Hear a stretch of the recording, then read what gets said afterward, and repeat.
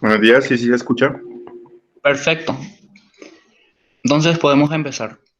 Buenos días a todos. Desde el capítulo de la Sociedad de Potencias y Energías de la rama estudiantil de la UNA, queremos dar inicio a esta videoconferencia, Energía Nuclear, una perspectiva general, a cargo del disertante Luis Felipe Durán, ingeniero en energía con máster en ciencia y tecnología nuclear, con su tema, Introducción a la energía atómica, tecnología que se utiliza para rentabilizarla, conocer su funcionamiento en España y también entender su función dentro del mercado potencial nuclear.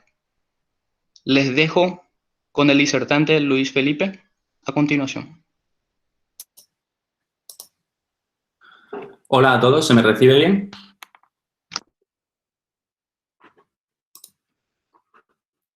Sí, señor. Vale. Bien, bueno, espero que todos estéis bien y bueno, en primer lugar me gustaría agradecer en nombre de Jóvenes Nucleares la invitación a participar en este ciclo de videoconferencia al presidente Brian y luego también a todos vosotros por asistir y porque, ver que hay tanta participación en este tipo de charlas a nosotros nos anima mucho a seguir cuando vemos que hay mucho interés en cómo funciona el sector, en cómo funciona la ciencia y la tecnología nuclear. Así que, un disclaimer. Sabéis que, actualmente en todo el mundo tenemos una situación un poco delicada con toda la pandemia de COVID y espero que todos vosotros estéis bien en casa y nosotros aquí en España estamos en casa también confinados y, pues espero que no haya ningún problema. Pero bueno, yo creo que se va a dar bien. Y bueno, para vosotros me gustaría que esto fuese interactivo, es decir, que no solo fuese yo hablando. Así que si en alguno de vosotros en algún momento quiere decir algo, puede ponerlo por el chat, si a lo mejor hay algo que no me he explicado bien o lo que sea, o si tenéis cualquier duda, ¿vale? Y pues o bien la resolvemos en el momento, si hay una duda corta, o la podemos dejar para el final de cada sección, ¿vale? Porque la presentación se estructura en 4 secciones diferentes. Entonces podremos resolver al final de cada sección las dudas que tengáis. Yo ya me he puesto aquí el chat, justo a la derecha de la pantalla, para estar pendiente de vuestras dudas. Así que, yo creo que sin más ya podemos dar comienzo al tema. Bien, la energía nuclear. Al final, yo lo que quiero transmitir en esta presentación es una perspectiva general, porque vamos a recorrer la energía nuclear desde dónde sale la energía nuclear, es decir, cómo nosotros podemos extraer esa energía, cómo funciona. Vamos a ver un poco de funcionamiento sobre el núcleo atómico para entender las características intrínsecas a este tipo de energía, porque, por ejemplo, siempre habréis escuchado mucho, tenemos un problema con los residuos, tenemos un problema con la seguridad, ¿no? Es importante conocer un par de cosas básicas para entender por qué tenemos esos problemas y para entender también cuáles son las soluciones, ¿vale? Entonces, vamos a ver desde eso hasta el papel que tiene dentro de lo que es el mercado potencial español, el mercado eléctrico. Entonces, es un amplio espectro de conceptos y de temas, así que os ruego que cualquier duda que tengáis, por favor, la preguntéis. Bien, en primer lugar, esta es la estructura, esas 4 partes que os he dicho. Quería poner en esta frase, en esta diapositiva, porque, los pequeños detalles marcan las grandes diferencias. Yo creo que aquí, además, literalmente, el pequeño detalle de lo que ocurre dentro del átomo, de lo que ocurre dentro de su núcleo, al final determina cuáles son las principales ventajas y las principales desventajas, las características de este tipo de energía tan peculiar, ¿vale? Comenzaremos con un poquito de introducción, hablaré de jóvenes nucleares, de la SNE, un contexto de la energía nuclear en el mundo. Luego veremos esos fundamentos que he dicho, que son 4 cosas básicas, un poco, porque como al final nosotros tenemos que dar charlas para el público abierto en general, siempre procuramos empezar desde lo más pequeñito, ¿vale? Explicando así las cosas más básicas para ya ir construyendo, ¿vale? Y que todo quede claro. Y luego, en la tercera parte, será la parte un poco más extensa, que será el ciclo del combustible, es decir, cómo se genera el combustible nuclear, cómo se utiliza, cómo son las plantas nucleares en las que se utiliza y cómo se gestionan esos residuos, ¿no? Que sí que a veces causan tanta polémica, ¿no? Y por último ya veremos el papel de la energía nuclear en el mercado eléctrico. Bien, en esta pequeña introducción, jóvenes nucleares, la sociedad nuclear española, el sector nuclear y por qué nuclear. Me comentaba Brian que en Paraguay estáis, bueno, el otro día en la presentación había gente preguntando que qué pasaría si en la última presentación que tuvisteis, qué pasaría si la energía nuclear empezase en Paraguay, o, por ejemplo, que se plantea cómo podría funcionar o encajar, ¿no?, la energía nuclear dentro de ese sistema, ¿no? Bien, pues bueno, yo os voy a contar un poco cómo lo vemos desde aquí, desde España, ¿vale? Cuáles son nuestras principales motivaciones para seguir con esto, para apostar por la energía nuclear, ¿no?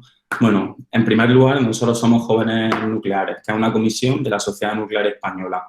Nosotros somos asociación de jóvenes estudiantes, profesionales del sector, para la divulgación del conocimiento en la ciencia y la tecnología nuclear. Tenemos redes sociales, de hecho creo que Paraguay es el cuarto país que nos sigue en redes sociales, así que muchas gracias si algunos nos seguís ya. Y bueno, lo que queremos es visibilizar toda la ciencia que hay detrás y todas las aplicaciones que hay detrás de la ciencia y de la tecnología nuclear, ¿vale? Tenemos redes sociales, @JJNuclear.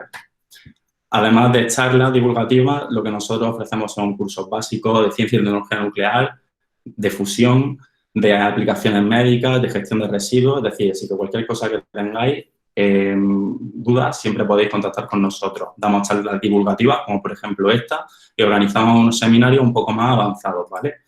Estamos en contacto con toda la población, desde los más jóvenes hasta los profesionales más seniors, y precisamente lo hacemos por eso, porque al final pertenecemos a la Sociedad Nuclear Española, que tiene ese fin de ponernos a todo el sector nuclear conjunto para que podamos intercambiar experiencias, conocimientos y todo lo que hay detrás de esta industria. Es decir, cuando nace una industria en un país, lo que se suele hacer es hacer sociedades relacionadas con esa industria para que la gente tenga facilidad para acceder al trabajo, para que la gente transmita los conocimientos de forma más sencilla, más familiar, ¿no? Pues aquí en España pasa un poco lo mismo. El sector nuclear en España, bueno, supone 30.000 empleos directos, indirectos, son empleos cualificados. El 50% de esos trabajadores son titulados universitarios y además es un sector que es económicamente intensivo, es decir, nosotros producimos y exportamos. Por lo tanto, tenemos un beneficio económico por ello y al final es una industria que para tener el tamaño que tiene en España, que por ejemplo es muy pequeña en comparación con la industria que hay en Francia o en Estados Unidos, por ejemplo, pues sí se comporta bien en ese sentido, ¿no? Entonces, por eso apostamos por ella, ¿no? Ya desde un punto de vista de la perspectiva general, no sé si estaréis al tanto de que la última COP de la Conferencia de las Naciones Unidas sobre el Cambio Climático, bueno, en principio iba a celebrarse en Chile, al final se fue aquí en Madrid. Nosotros estuvimos en Madrid y, bueno, eso nos ayuda un poco a entender y a motivarnos más con la energía nuclear, porque actualmente vivimos en una situación en la que tenemos un desarrollo económico a nivel global, en la que tenemos unas emisiones de CO2 que no paran más de crecer y que suponen un problema desde el punto de vista del calentamiento global. Siempre hago incidencia en que no hay que mezclar contaminación local, que es la de los coches que hay en las ciudades o la de las calderas, con la contaminación que genera el cambio climático. Al final es la producción de energía, ¿vale?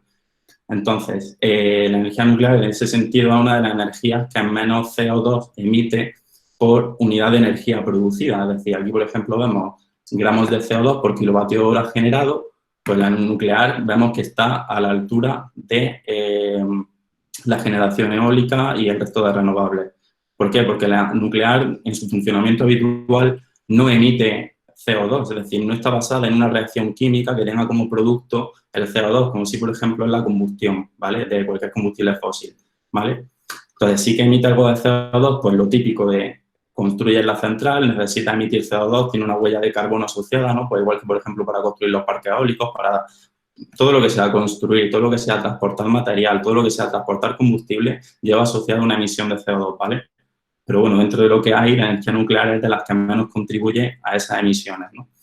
Y luego, por otro lado, también apoyamos la energía nuclear porque desde el punto de vista de las muertes por energía producida también es una de las que menos muertes ha generado, aunque sí se le da mucho peso y mucha polémica a los 3 grandes accidentes nucleares que han ocurrido en la historia. Y no hay que esconderlos, han ocurrido. Pero lo que tenemos que hacer es aprender de esos accidentes, ¿vale? Entonces, se han aprendido, se sacan unas lecciones aprendidas y se aplican al desarrollo de la tecnología. Siempre podemos verlo desde el punto de vista comparándolo con la industria aeronáutica, ¿no? Es decir, en todo el desarrollo de la industria aeronáutica, ¿cuántos aviones no se han estrellado? ¿Cuánta gente no ha fallecido?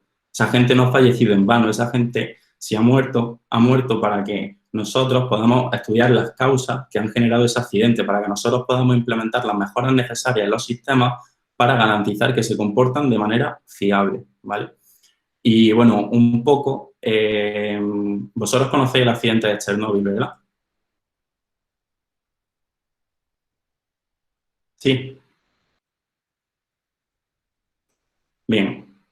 Si hay alguien que no lo conozca, que me lo ponga y lo resumo un poco. Pero bueno, en el accidente de Chernóbil, la comisión que se encargó de investigar ese accidente, bueno, el único científico que había en esa comisión era Valery Legasov, ¿no?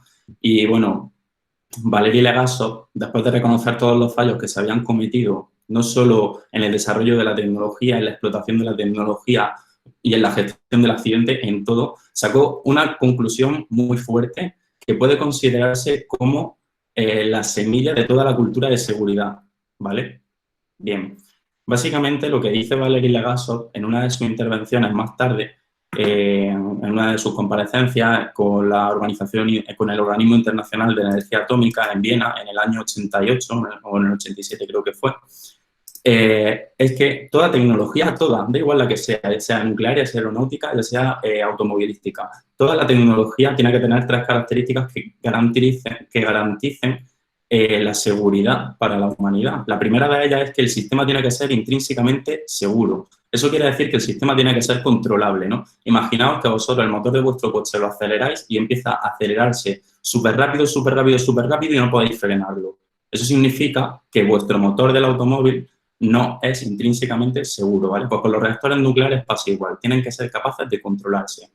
Por otro lado, Valery dice, el sistema tiene que ser fiablemente operado, es decir, tiene que tener las salvaguardias necesarias para que en caso de que la primera seguridad falle, o sea, de que la primera condición falle, nosotros podamos gestionar ese accidente, nosotros podamos hacerlo de forma segura. Y por último, si todo esto falla, Valery dice, hace falta una contención, hace falta una barrera que impida que las consecuencias del accidente alcancen al resto de la humanidad, ¿vale? Pues a partir de ahí se ha desarrollado la cultura de seguridad, entre otras muchísimas cosas, y algo que tenemos que tener presente. ¿Para qué? Para que sigamos manteniendo esta cifra de número de personas muertas por unidad de energía generada lo suficientemente baja, ¿vale? Entonces, bueno, con este pretexto ya un poco empezamos con los fundamentos de las reacciones nucleares, ¿vale? No sé si la mayoría de vosotros o no tendréis formación en el tema, pero bueno, si no tenéis mucha formación en este sentido, no os preocupéis, ¿vale? Bien, en esta parte básicamente lo que vamos a ver es el núcleo del átomo, cómo está formado, partículas subatómicas y estabilidad, ¿no? Para, entendiendo esa estructura, poder ver cómo se produce la radiación, ¿no? Sí, qué tipos de radiación existen, cómo se desintegran los núcleos. ¿Por qué? Porque es muy importante el estudio de la radiación, ya que es un peligro potencial que debemos controlar, ¿vale? Entonces, es importante conocer la radiación para luego caracterizar el residuo que nosotros generamos, ¿vale? Luego, después de eso, veremos la reacción de fisión, pues para entender cómo se genera la energía, de dónde sale, por qué sale tanta energía, por qué tiene tanta ventaja la energía nuclear en ese aspecto. Y por último, veremos otro tipo de reacción nuclear que nos va a suponer un problema de cara al residuo que generamos, ¿vale? Bien, en primer lugar, el núcleo del átomo, bueno, pues tenemos las partículas subatómicas que componen el átomo, que son los electrones, que tienen una carga negativa, tienen una masa muy ligera además, y están en una especie de orbitales alrededor del núcleo, ¿vale? Luego tenemos en el núcleo en sí los protones, que tienen carga positiva, y los neutrones, que no tienen carga, y que son partículas muy pesadas. Es decir, la mayoría de la masa del átomo es el núcleo. Los electrones son solo una pequeña parte, ¿no? Entonces, bueno, al final, todas estas partículas, ¿por qué se mantienen juntas, no? Se basa en un equilibrio de fuerzas, ¿no? En el núcleo están ocurriendo fuerzas, dos tipos de fuerzas que están en equilibrio. La primera de ellas, la más intuitiva, por así decirlo, es la fuerza electromagnética, ¿vale? Esa fuerza la fuerza eléctrica que ejercen las cargas positivas entre sí, que dos cargas positivas tienden a repelerse, a la repulsión, ¿vale? Entonces, si tenemos aquí partículas positivas que están juntas, si hay una fuerza que las intenta separar, tiene que haber otra que intente unirlas, ¿vale? Y esa fuerza es la fuerza nuclear fuerte, ¿vale? Esa fuerza nuclear fuerte lo que hace es unir y pegar como pegamento protones, neutrones, para que al final el núcleo del átomo se encuentre en equilibrio. Esa fuerza nuclear fuerte también es de muy corto alcance, a diferencia de la electromagnética, ¿no? Todos sabemos que si cogemos un imán o tenemos dos partículas cargadas y las acercamos, pues a esta distancia ya incluso podríamos sentir esa fuerza de repulsión. Pero si acercamos un protón y un neutrón, así no vamos a notar nada. Tenemos que acercarlo mucho para que sea estable, para que esa fuerza atractiva actúe, ¿vale? Entonces, bueno, una vez que hemos visto cómo se constituye el núcleo del átomo y sabemos que su estabilidad reside en el equilibrio de la fuerza nuclear fuerte y la fuerza eléctrica, ya podemos empezar un poco a hablar de qué diferencia hay entre una fuerza y otra, ¿vale? Os he dicho que una tenía muy corto alcance y otra tenía muy largo alcance, pero además hay una diferencia muy grande también, y además muy grande literalmente, en el sentido de la palabra. La fuerza nuclear fuerte es una fuerza mucho más intensa que la fuerza electromagnética, ¿vale? Entonces, por ejemplo, la fuerza nuclear fuerte es la que justifica que el núcleo del átomo esté íntegro, que estén pegados neutrones y protones, y la fuerza electromagnética es, por ejemplo, la que causa el enlace químico, ¿no? Es decir, ese enlace entre moléculas, el enlace iónico, ¿no? El enlace intermolecular, las fuerzas de Van der Waals, ¿vale? Pero ese enlace es mucho más débil. Eso va a suponer una diferencia tremenda, porque cuando nosotros rompemos un enlace químico, que es lo que hacemos cuando quemamos, ¿vale? Estamos liberando una cantidad de energía, pero si rompemos un enlace nuclear vamos a liberar hasta varios, creo que son 10 millones de veces más energía que cuando rompemos un enlace químico. Por lo tanto, con la misma masa, si rompemos sus enlaces químicos, liberaremos una cantidad de energía relativamente pequeña, ¿no?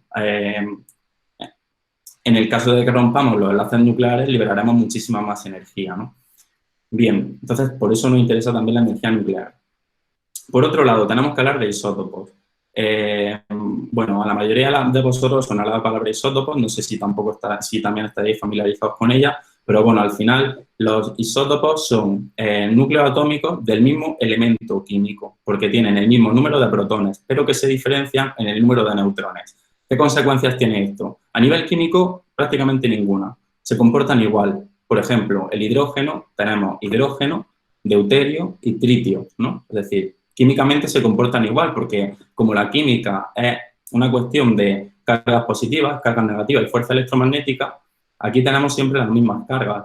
Pero, por ejemplo, desde el punto de vista de la estabilidad del núcleo, este hidrógeno es estable, este hidrógeno también es estable y el tritio no es estable, el tritio se desintegra, ¿vale? ¿Por qué? Porque aquí, con esta composición de núcleo, con esta combinación de neutrones y de protones, el núcleo no puede estar estable, entonces se desintegra, ¿vale?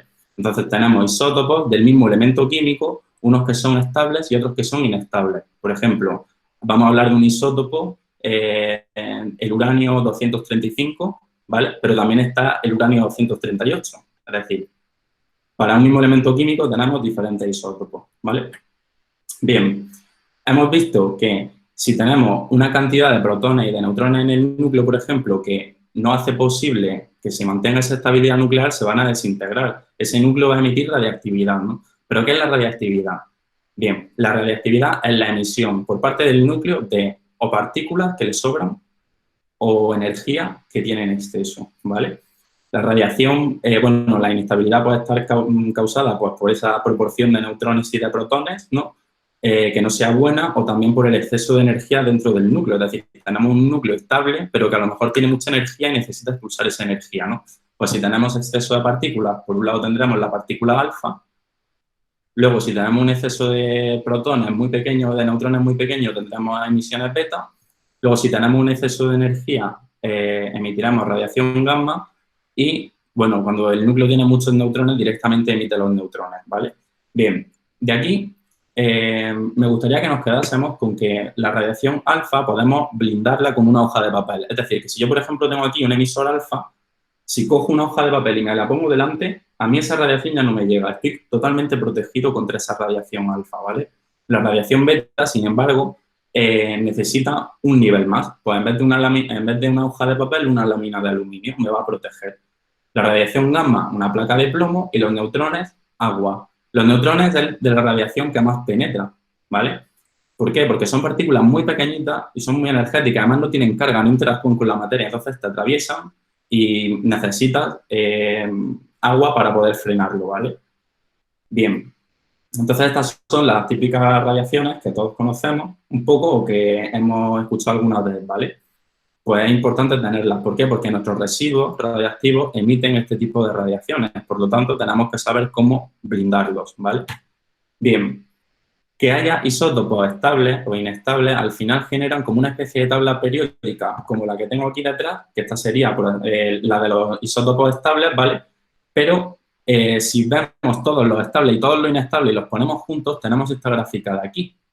Esta gráfica de aquí, pues según el número de protones y de neutrones que tenga el núcleo, tendremos un isótopo, tendremos otro, ¿no? Y todo lo que veis de colores son inestables. Lo único que es estable, es decir, esto que hay aquí, detrás, es la menor parte, es solo esta línea negra de aquí, son solo los isótopos estables, ¿vale? El resto son inestables. Por ejemplo, aquí arriba, para los núcleos muy pesados, como decía antes, tenemos emisores alfa. Luego tenemos los emisores beta menos, que son estos que están aquí en azul, que son los que emiten un electrón, ¿vale? Luego tenemos fisión espontánea en algunos casos, es decir, núcleos que automáticamente se rompen en dos, no hace falta hacerles nada, ellos se rompen solos y se parte el 2 en el núcleo, ¿vale? Y luego tenemos emisores beta más, que emiten un positrón, ¿vale? Aquí en esta parte naranja. En fin, hay muchísimos tipos de radiaciones y es un tema muy interesante.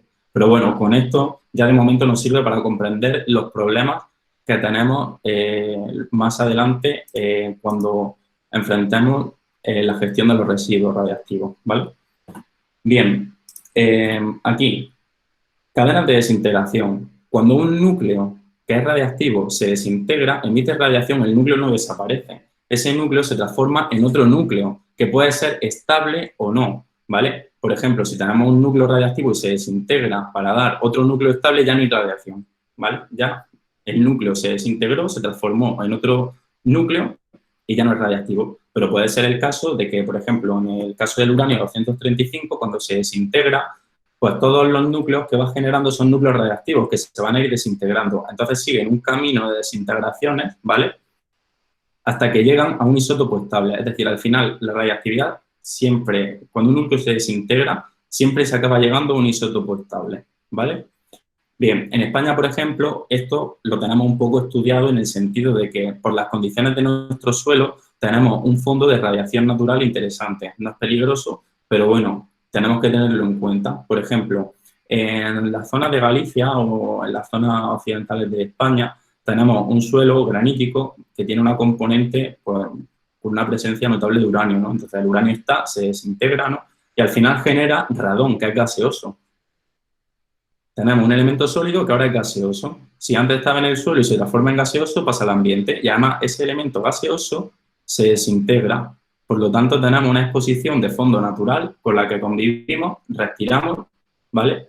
Y bueno, simplemente en estas zonas en las que son más peligrosas, no es peligrosa en sí porque simplemente hay que tener una precaución, pero hay una exposición más alta a la radiación. Pues, por ejemplo, la gente que tiene sótanos aquí, pues se les recomienda que los ventile para que se lleve el radón, ¿vale? Bien, entonces, bueno, al final en esta diapositiva yo lo que quería enseñar era un poco las cadenas de desintegración, cómo se comporta un núcleo cuando se desintegra, ¿no? Y que al final siempre llegamos a un núcleo estable. Bien, una vez que hemos visto la radiación, vamos a hablar de la reacción de fisión. La reacción de fisión es la reacción a partir de la cual nosotros obtenemos la energía nuclear. Es decir, nosotros lo que hacemos es, de esa fuerza que está uniendo todas las partículas subatómicas, cuando partimos el núcleo, utilizamos esa energía que se ha desprendido y que se ha depositado en forma de energía térmica en el combustible. Es decir, tenemos combustible caliente que podemos refrigerar con agua para aprovechar ese calor, ¿no? Entonces, bueno, ¿cómo se produce este proceso un poco más en detalle?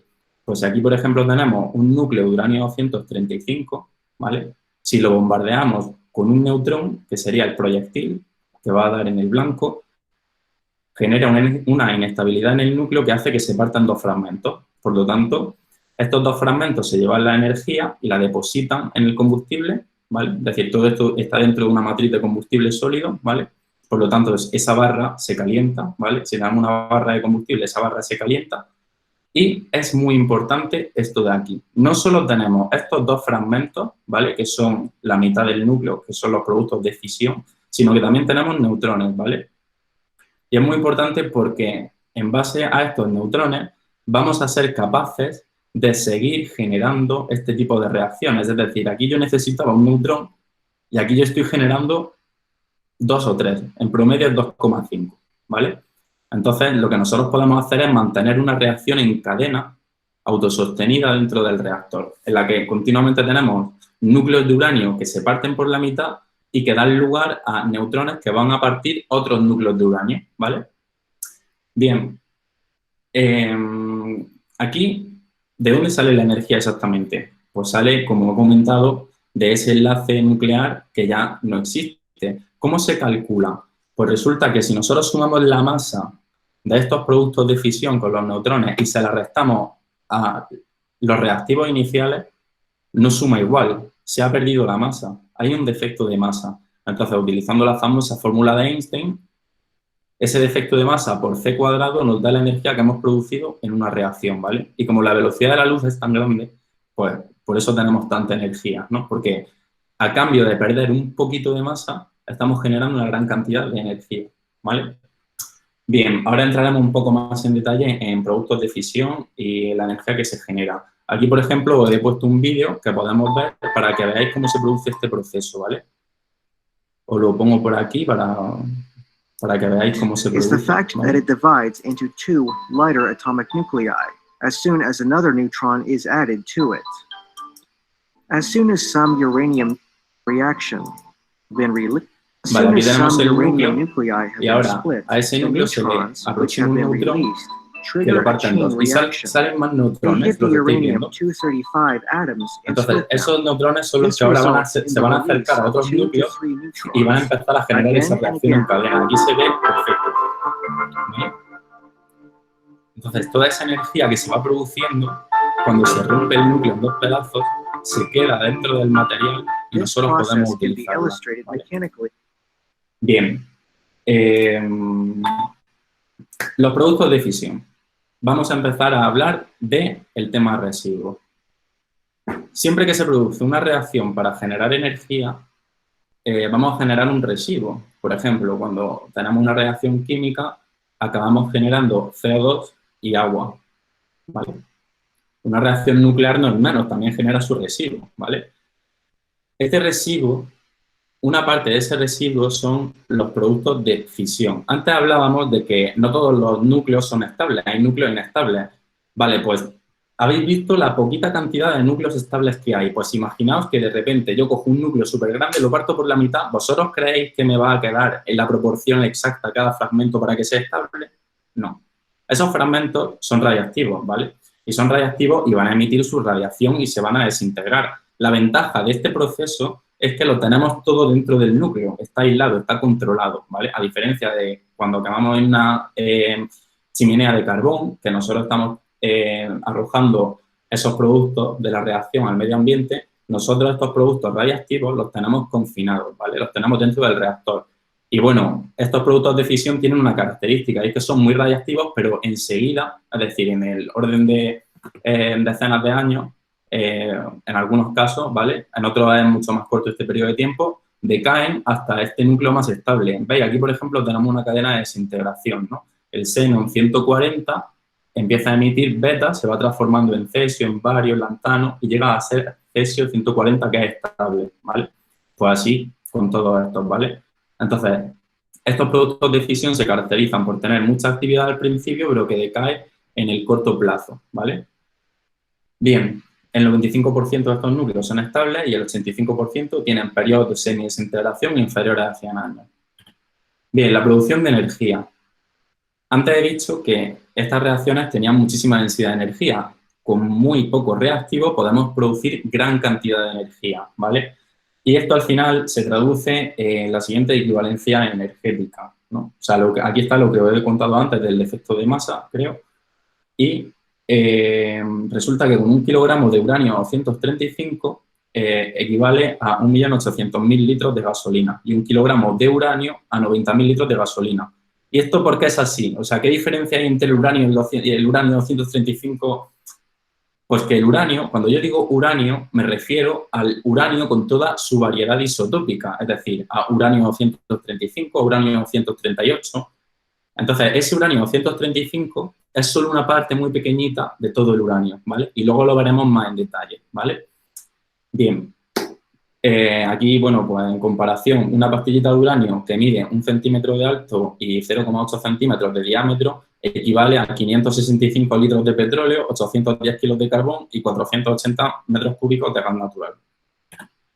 Bien, una vez que hemos visto la reacción nuclear de fisión, vamos a ver otra reacción nuclear que va a ser un poquito más problemática, ¿vale? Y es la reacción de captura neutrónica. Antes hemos visto que cuando un neutrón llegaba a un núcleo lo partía por la mitad, ¿no? Y ya se generaba la energía. Bien, pero también puede pasar que un neutrón llegue a un núcleo y en vez de partirlo por la mitad, se quede dentro del núcleo. Entonces, ese núcleo se va a transformar en otro elemento. Y esos elementos que se generan van a ser elementos que tengan un mayor número atómico que el uranio. Pues, por ejemplo, tenemos Neptunio, tenemos americio, ¿vale? Son elementos que son muy, muy pesados. Los productos de fisión que yo decía antes, como son la mitad del núcleo, son núcleos ligeros en comparación con estos núcleos de aquí. Estos núcleos son muy pesados y además, como son muy pesados, tienen cadenas de desintegración muy largas. Y el problema de estos núcleos es que al principio no liberan demasiada, no son demasiado radiotóxicos, ¿vale? Pero en el tiempo son los que dan los 100.000 años de desintegración, de radiotoxicidad del combustible. Es decir, decíamos que los productos de fisión tenían centenas de años de vida, por así decirlo, pues estos transuránicos, ¿vale?, son los que van a dar esa característica al combustible, al residuo nuclear, ¿vale? Entonces, conociendo este problema, a lo mejor luego más adelante podemos pensar en una solución, ¿vale? Esto, a ver, es una reacción que ocurre muy poquito, se genera muy poco, pero es que ese poco que se genera tenemos que gestionarlo, no podemos coger y liberarlo. Lo importante es que todo siempre esté contenido y blindado y ya veremos cómo podemos o guardarlo o volver a aprovecharlo, ¿vale? Bien, aquí, por ejemplo, os pongo esa gráfica para que veáis la radiotoxicidad, ¿no? Al principio, una vez que el combustible ya esté irradiado, tenemos esta radiotoxicidad aquí, ¿vale? Total para el combustible gastado, ¿vale? Esta de aquí, el 1, se corresponde con la radiotoxicidad que tiene estar en una mina de uranio, es decir, un fondo de radiación un poco elevado, ¿vale? Es decir, por aquí podemos decir que estamos en algo medianamente admisible, ¿vale? Por aquí, por esta zona de abajo, ¿vale? Al principio tenemos los productos de fisión que nos van a dar toda la contribución de la radiotoxicidad, ¿no? Y los actínidos, que es inferior. Pero luego vemos que en la escala de los cientos de miles de años son los actínidos los que nos dan la mayoría de la contribución de la radiotoxicidad del residuo, ¿vale? Entonces sería una ventaja, por ejemplo, quitar todos esos actínidos, esos transuránicos de en medio, porque entonces la radiotoxicidad del combustible gastado disminuye varios órdenes de magnitud en tiempo, ¿vale? De esto hablamos luego. Bien, pues ya hemos visto la parte de los fundamentos. Es un poco de conocer el núcleo, la radiación, la reacción de fisión, la generación de residuos, caracterizar un poco esos residuos. Ahora vamos a hablar del ciclo de combustible. Pero antes de eso me gustaría que si tenéis alguna duda, si me la queréis apuntar por el chat y la resolvemos, me espero un minuto por si queréis apuntar cualquier cuestión.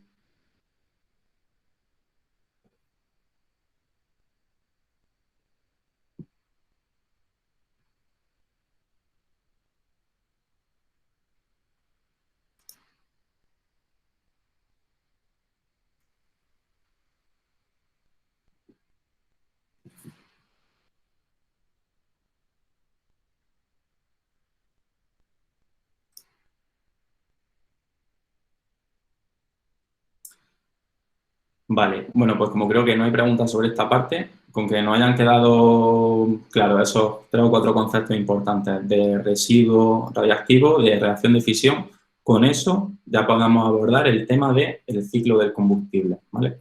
El ciclo del combustible es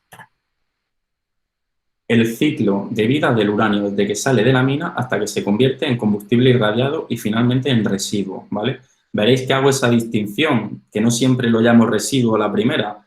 Primero lo llamo combustible irradiado y luego lo llamo residuo. Ahora os cuento por qué.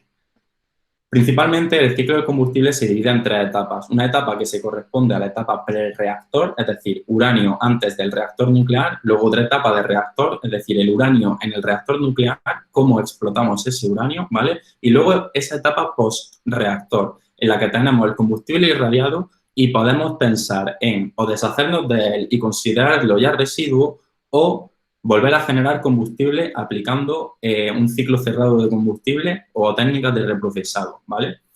Bien, entonces, empezando por partes, lo más lógico es empezar por el principio, ¿no? ¿Qué es el uranio y cómo vamos a transformarlo para poder utilizarlo en la central, ¿no? Bien, el mineral de uranio tiene esta pinta, por así decirlo. Se encuentra en piedras como, bueno, en minerales como la uraninita, por ejemplo, que es en la que se puede encontrar el óxido de uranio en su forma más pura, ¿no? Que sería esta aquí, que tiene una estructura cristalina bastante bien definida, y esta aquí es un poco más amorfa, ¿no?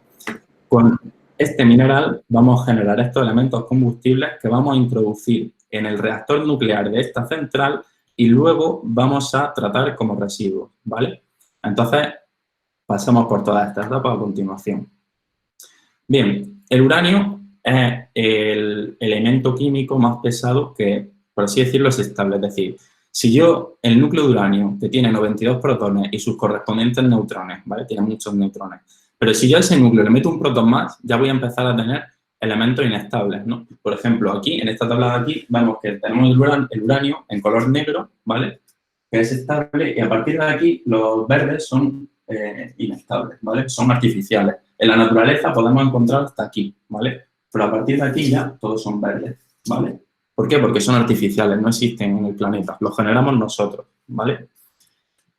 Bien, el uranio, como he dicho antes, tiene una variedad isotópica. Es uranio 238 en un 99,27%. Es uranio 235 en un 0,72% y luego tiene una componente muy pequeña de uranio 234.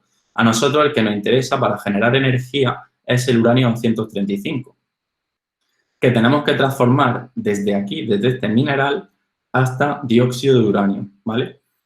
Bien, ¿dónde se encuentra el uranio? Las principales reservas de uranio del planeta se encuentran distribuidas en Rusia, en Kazajistán, en Australia, en Canadá, la mayoría. Pero vemos que casi cualquier país tiene al final tiene acceso al uranio, es decir, el uranio está relativamente bien repartido por el planeta. Por ejemplo, en España también tenemos minas de uranio y aquí no sale. En España hemos vivido del uranio de España también, ¿no? Y también hemos comercializado. Bien, ya veis que el país que más reservas de uranio tiene es Australia, ¿no? Que tiene como un 30%, ¿no? De lo que hemos denominado reserva razonablemente asegurada a 2018, ¿no? Estas reservas razonablemente aseguradas son las que se pueden extraer con la tecnología que tenemos ahora, ¿vale? A un precio que hace que sea rentable extraerlo, ¿vale? Bien, pero como veis, no los países que tienen más uranio son los que más lo comercializan. Por ejemplo, Kazajistán, que se encuentra en el segundo puesto, es el primer comercializador de uranio del mundo, ¿vale? Luego está Canadá, con empresas como Uranco, luego Australia, es decir, que nosotros, si queremos consumir uranio, pues vamos a una de estas empresas y se lo podemos comprar, ¿vale? Bien, ¿qué consecuencias tiene esta disposición del uranio en todo el planeta, ¿no? Y que principalmente los países exportadores sean Kazajistán, Canadá, Australia, pues que gracias a ello podemos tener mayor garantía de suministro que cuando hablamos de combustibles fósiles. Nosotros cuando compramos uranio se lo compramos a países que tienen cierta estabilidad política, ¿vale? Por ejemplo, en el año 2016, creo recordar que fue, aquí en Europa tuvimos el problema del conflicto de Ucrania con Rusia, ¿no? Entonces Rusia lo que hizo fue, vale, pues voy a cortar los gasoductos que tengo que pasan por Ucrania. ¿Por qué? Para cortarle el suministro de gas a Ucrania. Pero es que si se lo cortaba a Ucrania, también se lo cortaba a Europa. Esto es muy importante tenerlo en cuenta, ¿vale? Entonces, nos quedamos en ese sentido un poco vendidos cuando Rusia cortó el gas por aquí, porque de repente nuestra capacidad de importar gas se había reducido a un gasoducto. Como consecuencia de ello, años más tarde ya se decidió construir este gasoducto de aquí, ¿vale? Pero bueno, son consideraciones importantes. El tema de la estabilidad política de los países y saber que nuestra fuente de energía depende de un clima político estable y tener un mercado previsor que garantice ese abastecimiento, es decir, firmar contratos que nos permitan reunir tanto combustible como sea posible para que en caso de que haya un corte de suministro, tener tiempo de reacción, ¿vale? Bien, para extraer el uranio, aquí no voy a hacer mucho énfasis, suelen utilizarse básicamente casi todas las formas de minería que hay, ¿vale? Tenemos minas a cielo abierto, minas a cielo cerrado, pero la que más se practica en concreto es una minería que se llama de lixiviación, ¿vale? Esta minería es la menos invasiva, por así decirlo, la que genera menos residuos, menos visible. Por ejemplo, esto es una mina de uranio, aunque no veamos camiones o montones de tierra, ¿vale? Simplemente consiste en drenar el suelo con un líquido y luego sacar ese líquido por otro lado que va a arrastrar la componente de uranio que hay en ese suelo, ¿vale? Aquí tenemos la uraninita, la pechblenda, ¿no? Que la pechblenda también tiene radio. En concreto, creo que Marie Curie descubrió también el radio a partir de la pechblenda, ¿vale? Y, bueno, la mayoría, el 45% de la minería del uranio viene de minería de lixiviación, ¿vale? Este combustible, hemos hablado de su isotopía antes, tiene mucho 238 y solo un poquito de 235.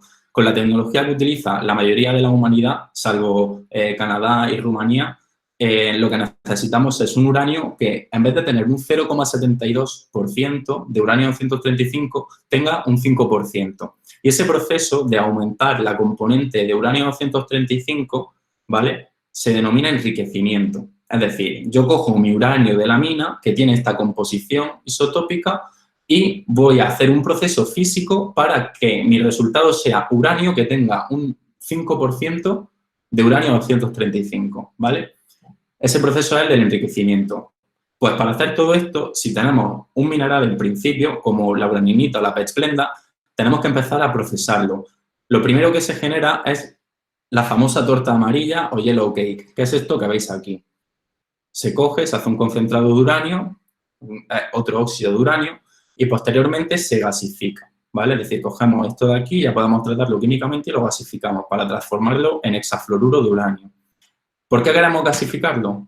Porque vamos a proceder al enriquecimiento. Aquí, en la parte derecha de la diapositiva, vemos una máquina de centrifugación de hexafluoruro de uranio. Bien, si recordáis lo que he dicho antes al principio, los isótopos químicamente se comportan igual. Por lo tanto, un proceso químico no podemos aplicar. ¿Por qué? Porque químicamente el uranio 238 y el 235 son iguales. Tenemos que aplicar un proceso físico. Y en concreto lo que hacemos aquí es coger y acelerarlos para que la fuerza centrífuga arrastre los núcleos más pesados, los de uranio 238, que tienen más neutrones, al exterior del cilindro y en el centro se quede una corriente ligeramente más enriquecida en el isótopo más ligero, el 235, ¿vale? Entonces, esto es lo que hace una centrifugadora. Coge el hexafluoruro de uranio gaseoso, lo mete en una corriente, empieza a girarlo y luego saca de la periferia de la centrifugadora una corriente que es uranio empobrecido y del centro saca uranio enriquecido. Y este proceso lo repetimos n veces para lograr la concentración que queremos de uranio. Cuando hablamos de enriquecimiento, muchos de nosotros hemos escuchado hablar sobre la producción de armas nucleares, etcétera, ¿no?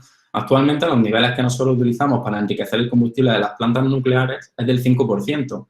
Para hacer una bomba es necesario un 95%. Y luego tenemos los submarinos militares, son de propulsión nuclear en su mayoría, que tienen este orden de enriquecimiento, ¿vale? Estamos muy lejos, por tanto, de ese enriquecimiento, ¿vale?, para hacer bombas. Es decir, nosotros estamos en una zona relativamente segura. Es decir, nuestro reactor no puede explotar como una bomba porque no puede, o sea, porque no tiene material para explotar como una bomba, ¿vale? Esto es importante, ¿vale? Si tenéis más dudas, luego me preguntáis. Bien, en la siguiente diapositiva, pues, hablando del tema de la proliferación nuclear, el Organismo Internacional de la Energía Atómica es el organismo que se encarga de vigilar todos los flujos de inventario radiactivo del planeta para pues tener un control, ¿no? Es decir, nosotros, por ejemplo, ¿cómo sabemos que un país no está fabricando bombas?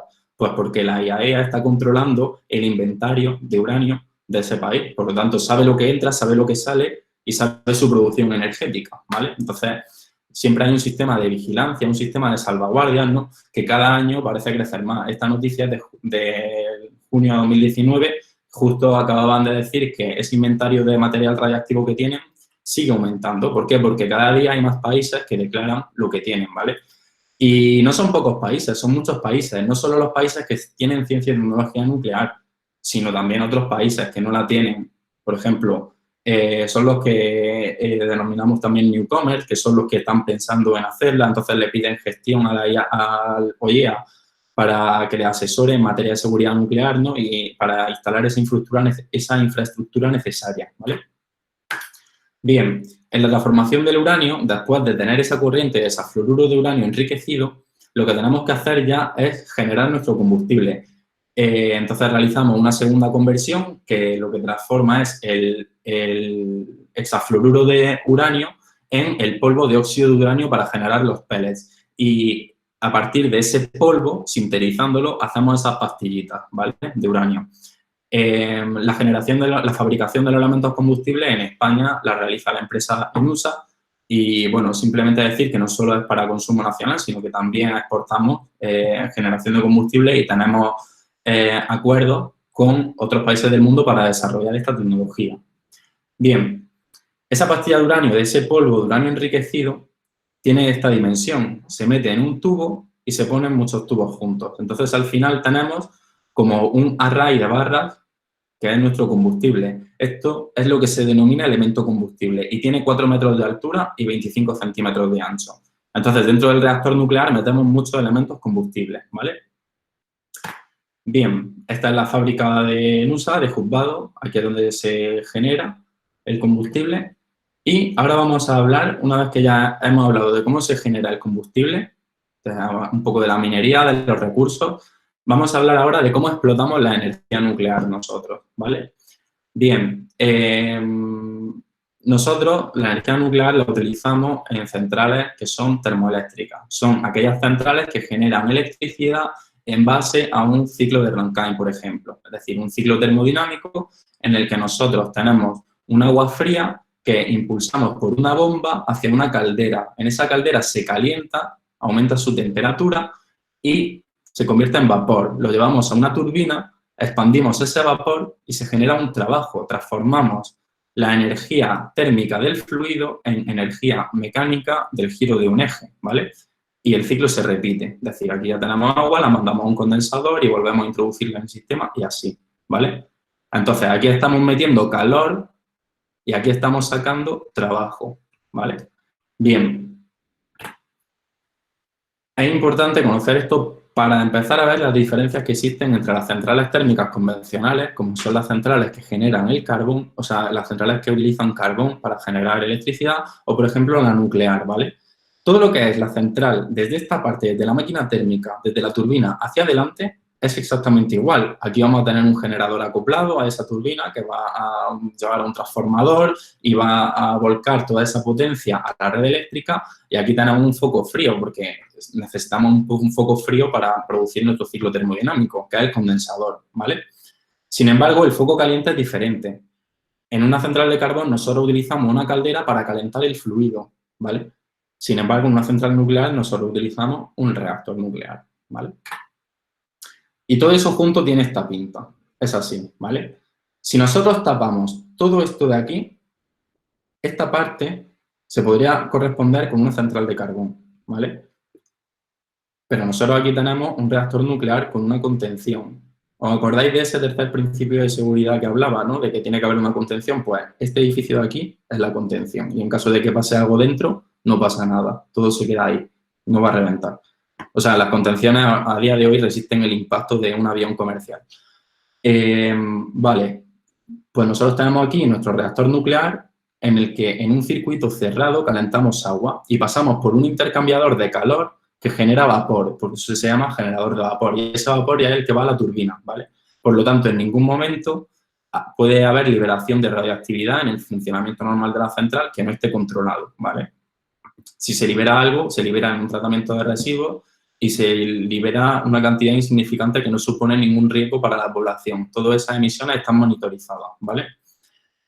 Bien, pues ahora vamos a ver un poco esos componentes, ¿no? En primer lugar, la máquina térmica es la turbina, suelen ser turbinas con varias etapas de expansión. En primer lugar, aquí tendríamos la expansión de alta, la turbina de alta, la turbina de media, y como el fluido cuando se expande aumenta su volumen específico, necesitamos una turbina muy grande porque ocupa ya, cuando está muy a baja presión, cuando ya está muy expandido, para seguir expandiéndolo necesitamos más volumen, una turbina más grande, ¿no?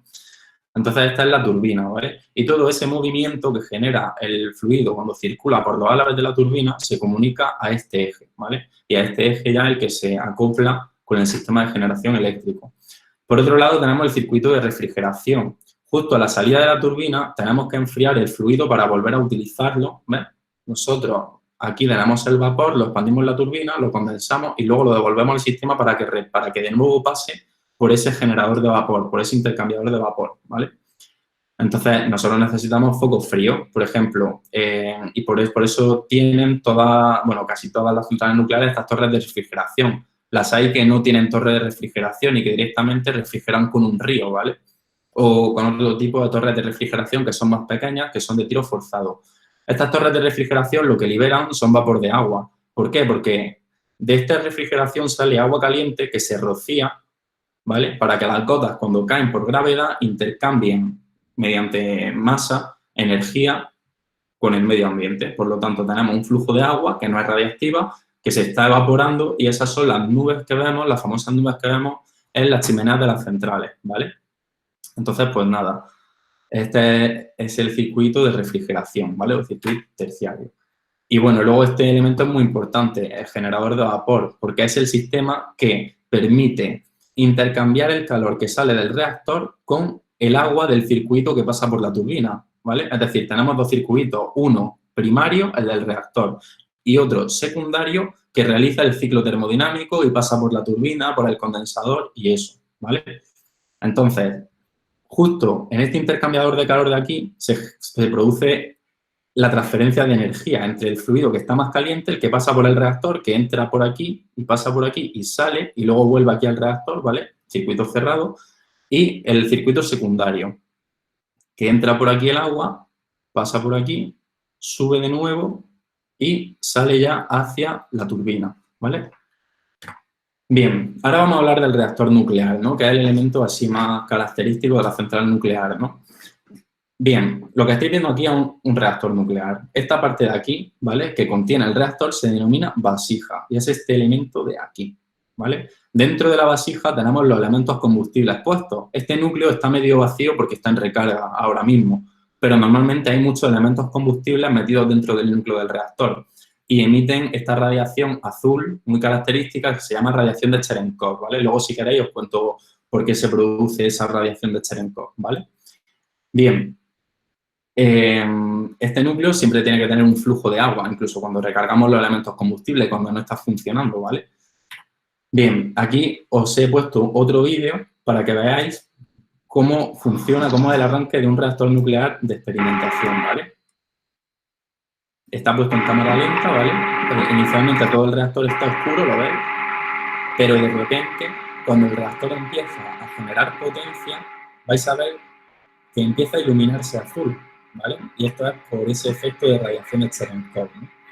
Y cuanta más potencia genera, pues más intenso es ese azul, ¿no? Aquí lo tenemos generando potencia.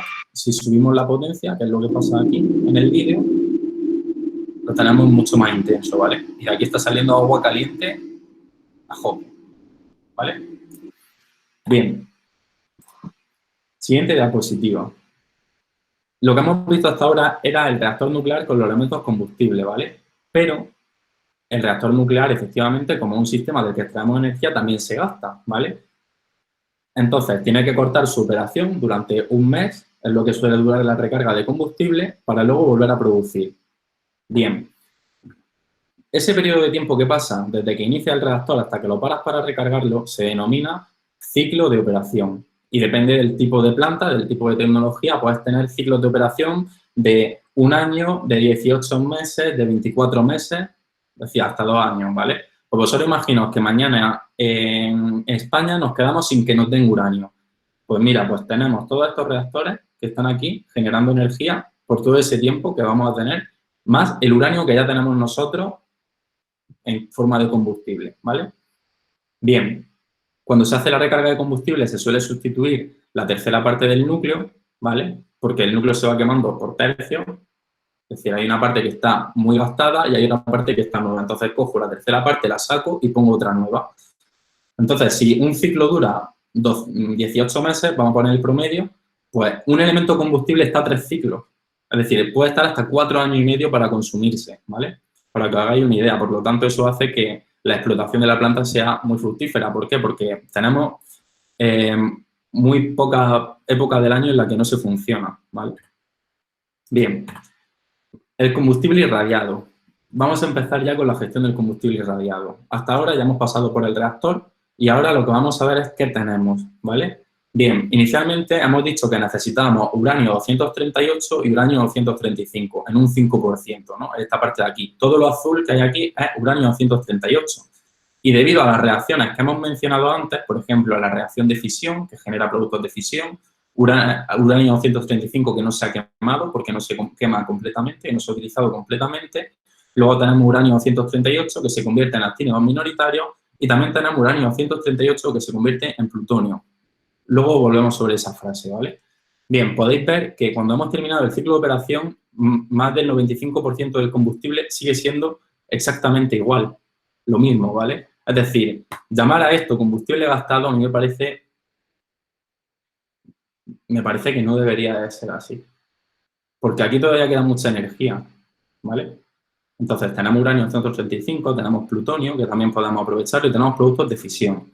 En España, la estrategia que nosotros utilizamos para gestionar nuestro combustible gastado es que cuando sale así del reactor ya lo consideramos combustible gastado, ya no sirve y ya es un residuo que hay que gestionar, ¿vale? Bien, cuando se genera el residuo, ¿vale? Cuando se tiene el combustible irradiado, hemos dicho que tenemos productos de fisión que son radiactivos, emiten radiación, emiten calor. Entonces, es muy importante que podamos evacuar ese calor. Por eso, dentro de la propia central tenemos unas piscinas de combustible, como las que veis en la foto, en las que metemos los elementos combustibles. Y ahí se mantienen refrigerados por convección forzada. Aproximadamente se mantiene en un periodo de 5 años para rebajar la radiación en la medida de lo posible y mediante esta corriente de agua se evacúa esa potencia que genera, con una potencia ya residual. Por otro lado, además, cuando ya ha pasado ese periodo de 5 años y ya ha disminuido la actividad del combustible irradiado lo suficiente, lo que se hace es se extrae el combustible de la piscina y se almacena en pequeños contenedores que están al aire libre. Estos contenedores no son aparatos simples, son sistemas bastante complicados porque tienen una serie de capas que garantizan el blindaje frente a la radiación y también tienen la capacidad de refrigerarse por convección natural. Esta forma que tienen de cilindro les permite que alrededor se establezca una corriente convectiva de forma natural que pueda evacuar el calor que se genere. Entonces se almacenan dentro de la propia central en lo que se denomina el almacén temporal individualizado. Y vale, Alejandro, estoy leyendo tu pregunta. La leo para el que no tenga el chat abierto. ¿No se pueden aprovechar ese calor generado? Bien, una vez que el calor ya se está generando en la piscina, ¿podría pensar en reutilizarse? De forma comercial no, porque ya lo que tenemos es una energía bastante degradada. Es decir, nosotros tenemos una corriente de agua caliente, pero no es una temperatura muy elevada. Estamos hablando de temperatura entre los 50 y los 60 grados. Tampoco es un fluido que se encuentre a una presión alta. Por lo tanto, el fluido, si nosotros traemos ese flujo de agua caliente de ahí, no tiene la suficiente energía como para ser aprovechado de forma comercial, ¿vale? Y de todas formas, ese agua también no es conveniente mezclarla con un agua que vayas a usar, porque si, por ejemplo, hay un elemento combustible que está dañado, pues a lo mejor ese agua tiene un poco de actividad, ¿vale? Por eso ese agua tiene que estar en circuito cerrado y siempre se está monitorizando la actividad que tiene, ¿vale? Bien, pues después de la piscina hemos dicho que está el almacenamiento temporal individualizado y, por último, y a continuación, el almacenamiento temporal centralizado. Esto, por ejemplo, en España sería un edificio que reuniese todos los contenedores de este tipo, ¿vale? De los 7 reactores que tenemos en funcionamiento en el mismo lugar, ¿vale? Obviamente las ventajas son económicas y también de seguridad. Si yo tengo residuo nuclear y tengo que vigilarlo por ese periodo de tiempo, ¿vale? Largo, prefiero tenerlo en un solo sitio. No lo quiero tener en 7 puntos de la península que son bastante lejanos entre sí. Y por último, en esta estrategia de ciclo abierto, después del almacenamiento temporal centralizado, se ha pensado en utilizar el almacenamiento geológico profundo. Por ejemplo, países como Suecia o como Finlandia apuestan por ello, ¿no? Y básicamente lo que se hace es coger ese combustible que está gastado, que ya no suelta energía térmica de una forma resaltable, ¿vale? Por así decirlo. Se hace un estudio geológico de las capas de suelo que pueden guardar ese combustible sin peligro de que se rompa el blindaje, ¿vale?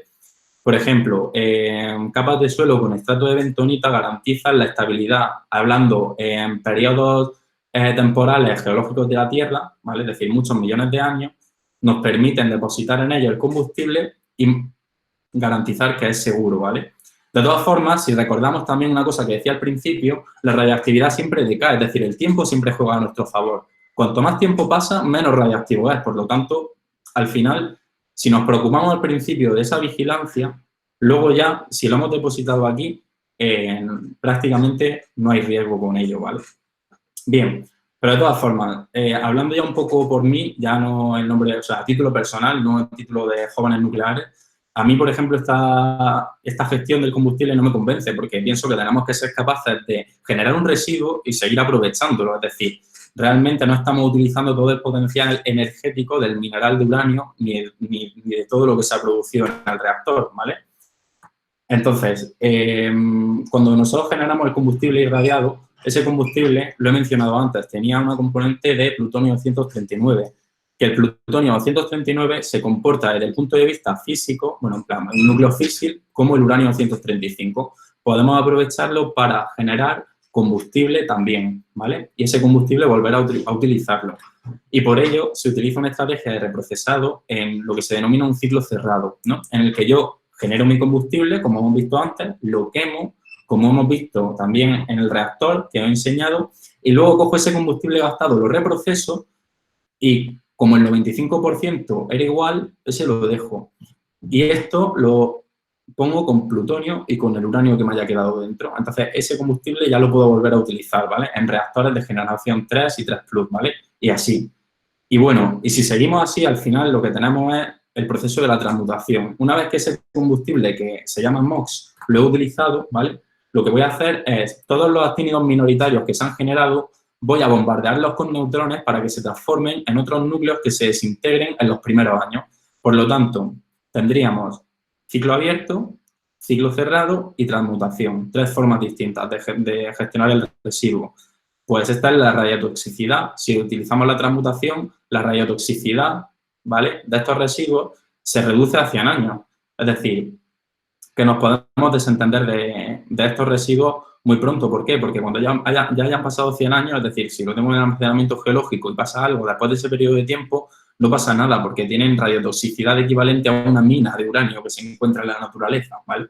Si no es reprocesado, ese periodo de tiempo es del orden de los cientos de miles de años, incluso del millón de años, ¿vale? Bien, y por último, ya para cerrar la presentación, voy a intentar ir un poco más rápido, ¿vale?, para no extendernos demasiado en el tiempo. Vamos a hablar sobre el mercado eléctrico. Una vez que hemos visto cómo podemos extraer la energía del uranio en las centrales nucleares, vamos a hablar del papel de la energía nuclear en el mercado eléctrico español, ¿vale? Bien, en primer lugar, quien se encarga de la gestión de la potencia, de los flujos de potencia, de la generación y del control de los flujos de energía es Red Eléctrica de España, ¿vale? Esa energía que se produce se genera, por un lado, con centrales convencionales, como serían carbón, gas, energía nuclear, y por otro lado también con renovable, ¿vale?, con energía renovable. Bien, cuando hablamos del mercado eléctrico, hablamos de un mercado muy particular, porque un mercado eléctrico, por ejemplo, no es como un mercado de bienes, ¿vale? Los bienes se pueden almacenar, la energía se puede almacenar en la batería del teléfono, no se puede almacenar a gran escala todavía, de momento. Se está investigando, pero no se puede.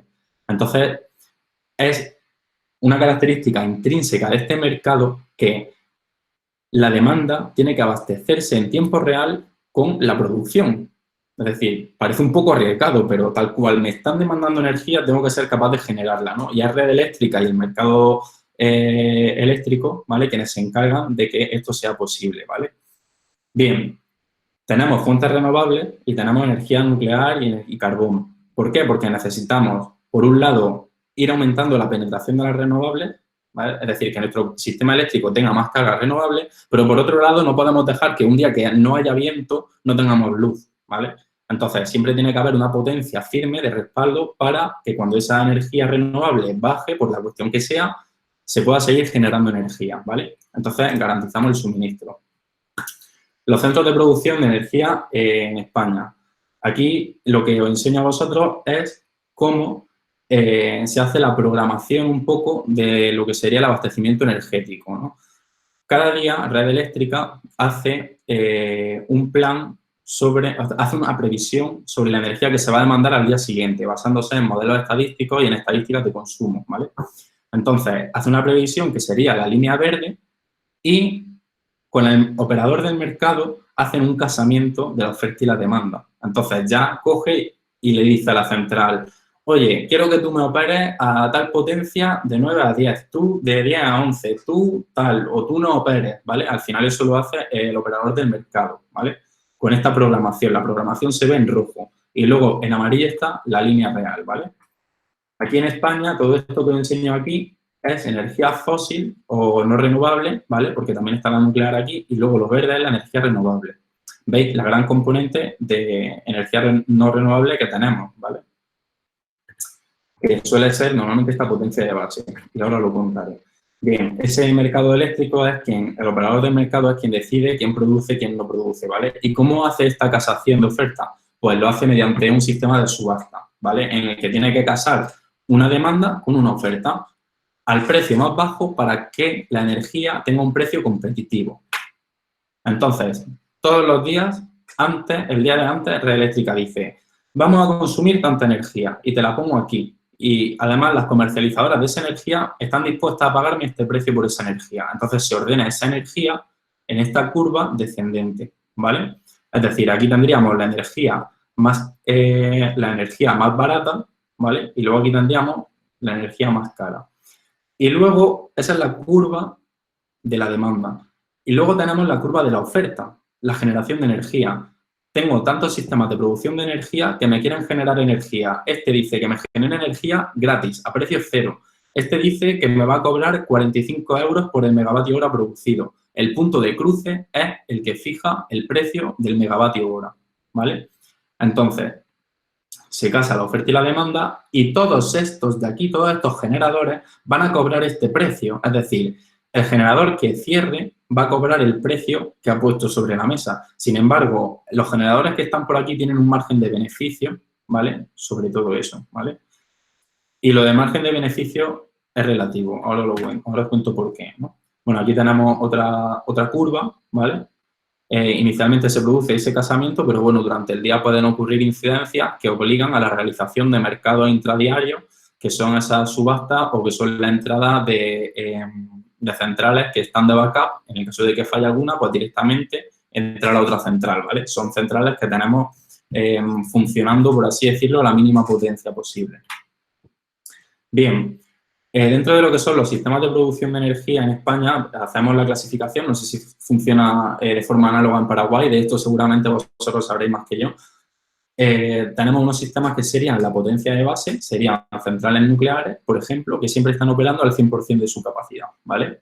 Y cubren toda esta banda de aquí. Luego tenemos una producción renovable, que es variable y por eso no puede ser potencia de base. Por ejemplo, esta es la de la energía eólica y esta es la de la energía solar. Aquí vemos las horas de sol, cómo son, ¿vale? Y vemos que durante el día el viento sopla un poco menos. Entonces, la mayoría de la producción eólica se concentra de noche, ¿vale? Y de día lo que tenemos es mayor producción solar. Y son las que empiezan a rellenar esta franja intermedia, ¿vale? Y lo hacen junto con estas centrales de banda intermedia y de punta. Por ejemplo, el gas natural en España tiene una parte que siempre está trabajando, es decir, que pertenece a esa banda base o potencia intermedia, porque como tiene una capacidad de reacción muy rápida, puede coger y hacer rampas de potencia muy grandes, ¿vale? Y también entra cuando tenemos las puntas de demanda. Por ejemplo, aquí hay una punta de demanda que coincide con este pico de aquí. Todo esto está sacado del mismo día, ¿vale? Y la hidráulica también se utiliza como central de punta. Solo actúa en las puntas de demanda, por ejemplo, aquí y aquí. ¿Veis que estos valles se corresponden con la demanda? Porque es una central de punta, ¿vale?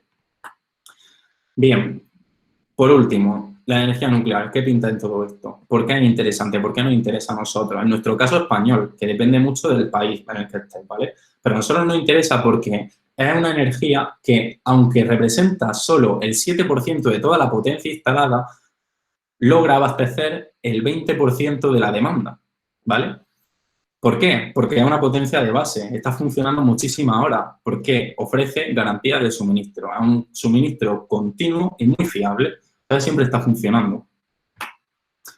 Bien, aquí está cómo se quedó el mix eléctrico español en el año 2018, ¿no? Todo lo que sería la demanda serían 258 teravatios hora de energía, ¿vale? Que fueron abastecidos en un 20,6% por energía nuclear. Es decir, la energía nuclear es la energía que más demanda abastece en España. Pero nosotros en España tenemos un mix muy diverso. Tenemos nuclear, tenemos carbón. Bueno, carbón ya este año ya caput casi. Luego tenemos ciclo combinado, cogeneración, residuos renovables, etcétera. Tenemos muchos tipos de energía, ¿vale? Pero bueno, la energía nuclear sigue abasteciendo la mayor parte de la demanda, ¿no?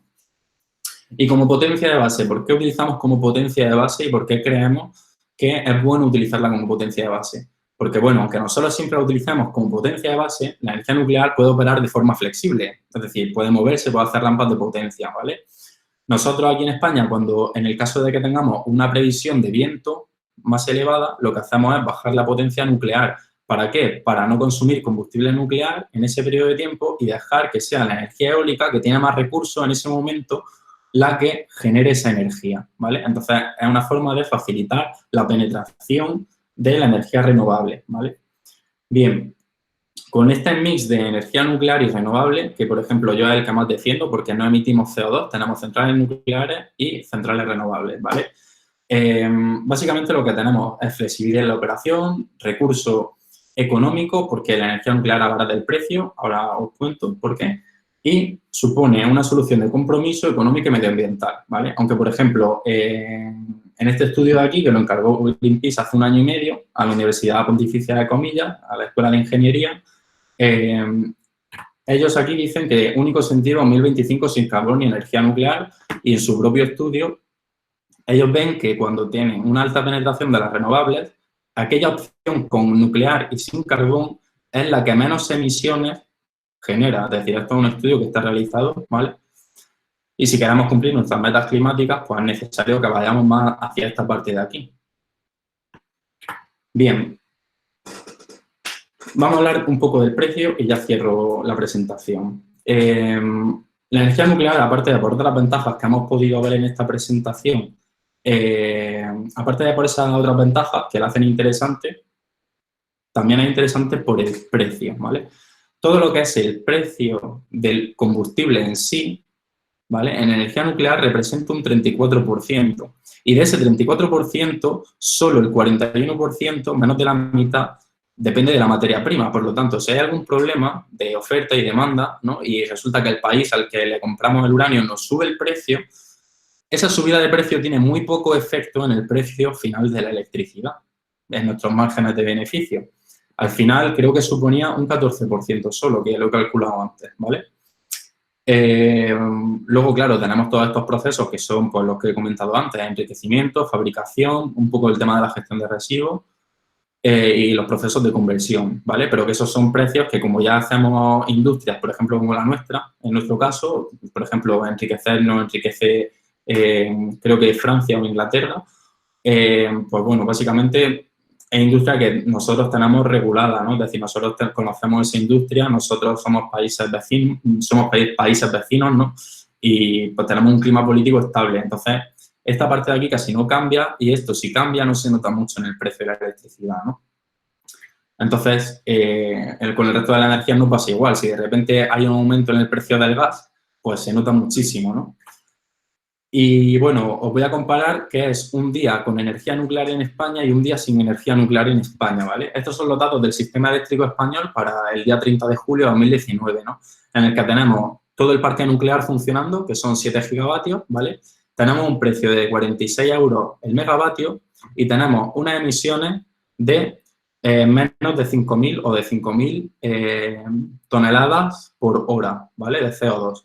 daos cuenta de que el gas es responsable de más de la mitad de esas emisiones, ¿vale? ¿Qué pasa si quitamos la energía nuclear del mix, no? Aquí, por ejemplo, en este día teníamos una central en recarga, estaba parada, ¿vale? Por lo tanto, bueno, ¿qué pasa? Que el precio subió. Si queréis, ahora me preguntáis cómo funciona bien el tema del precio, yo lo cuento, ¿vale? Y las emisiones de CO2 se disparan. Si el gas antes nos producía 2.000, ¿vale? Ahora nos está produciendo casi 4.000 a veces, en promedio unas 3.000 y pico. Y el resto que hay aquí es carbón. Es decir, contaminamos más y la energía nos sale más cara. Y ya está. Por último, energía nuclear como potencia de base tiene el inconveniente de que supone una fuerte inversión inicial, pero luego su vida útil puede llegar hasta los 80 años, que es hasta donde algunas centrales en Estados Unidos están decidiendo ampliar ese periodo útil de la central, ¿vale? Nosotros aquí en España promovemos ese movimiento. Por ejemplo, hace 3 días el Consejo de Seguridad Nuclear ya le dio permiso a la central de Almaraz para operar hasta 2026. Que lleva operando desde 1981, por lo tanto ya son 46 o 47 años que va a estar operando. Esa central había sido diseñada para operar 40 años, pero ¿por qué podemos operar una central más de su periodo de vida de diseño? Porque cuando nosotros diseñamos una central, si nosotros esa central no la volvemos a tocar y la dejamos operando, solo puede operar hasta 40 años. Pero es que cada año se hacen revisiones de seguridad durante la recarga. Durante cada año se pasan revisión a todos los equipos, se sustituyen muchos componentes. Es decir, al final, cada año hacemos un análisis de seguridad que garantiza el comportamiento seguro de la planta. Por lo tanto, sí que es posible, mientras se cumplan esos requisitos, operar la central. Y de eso se encarga el organismo regulador de cada país. En España es el Consejo de Seguridad Nuclear, en Estados Unidos es la NRC, la National Regulatory Commission.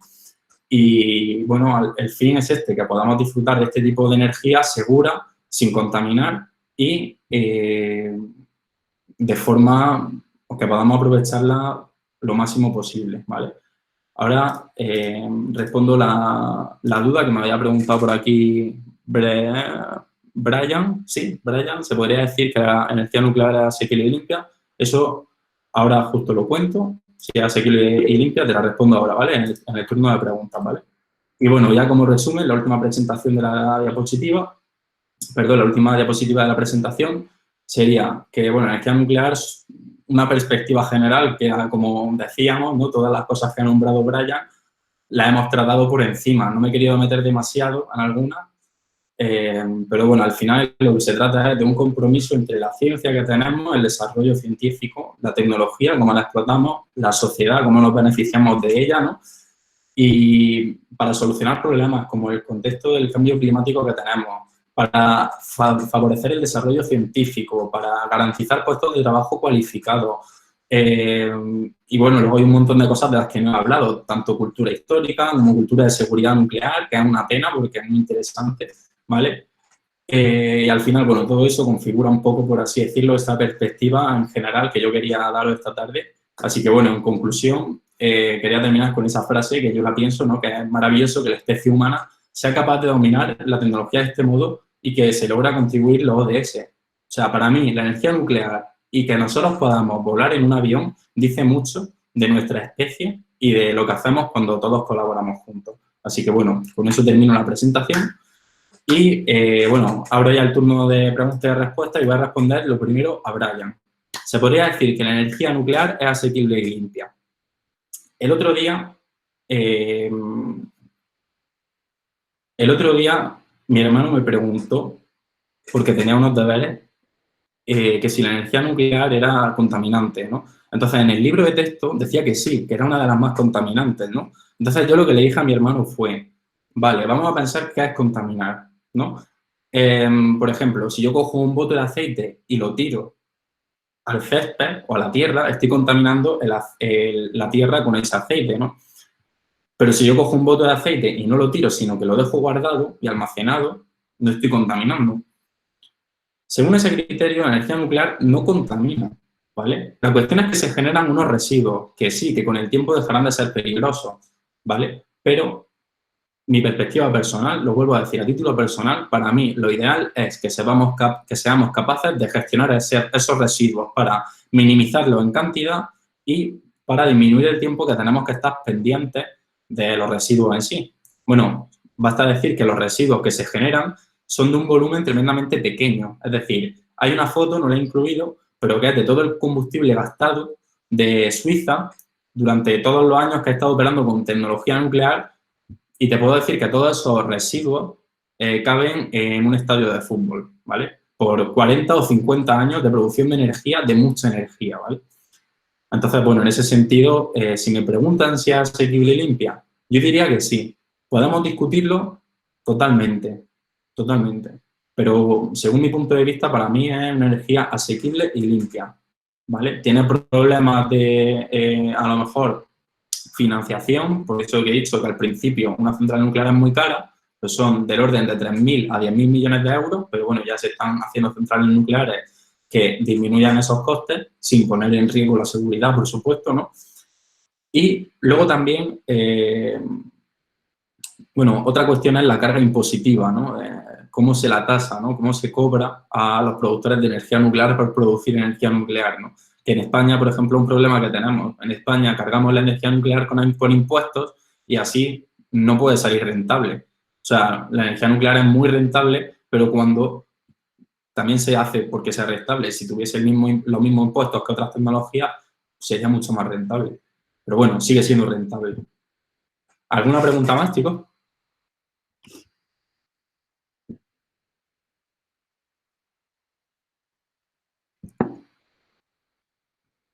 Si queréis hacerlas también con el micrófono, sin problema. Y no tengáis miedo de preguntar. O sea, que para eso estamos aquí, para hablar del tema y para solucionar todas las dudas que tengáis, porque, bueno, incluso yo también tengo un montón de dudas, ¿vale?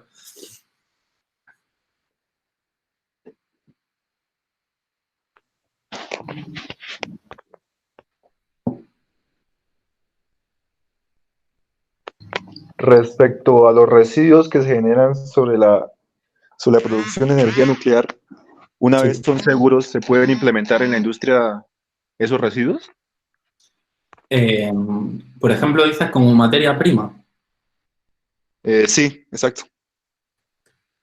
Pues, por ejemplo, depende, ¿no? El uranio 238, por ejemplo, creo que se utiliza como material de blindaje en las misiones espaciales, creo que también, y también en la protección de los carros que van, o sea, los coches que van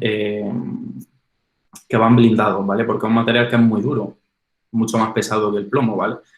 Entonces, bueno, hasta ahora no me consta que se haya hecho con residuos nucleares, ¿no? Pero bueno, como habéis visto, sí que sobra muchísimo uranio 238 después de utilizar el combustible.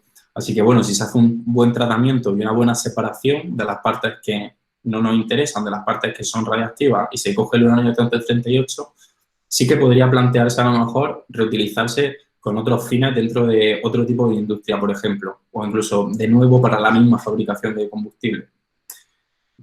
La respuesta es que si se hacen las cosas bien, no tiene que haber problema. Y además va un poco en sintonía con esto que se ha estado escuchando en los últimos meses, antes de todo el tema del COVID, por supuesto, de la economía circular, ¿no? De reutilizar todos los residuos que generamos. En el chat hay más preguntas.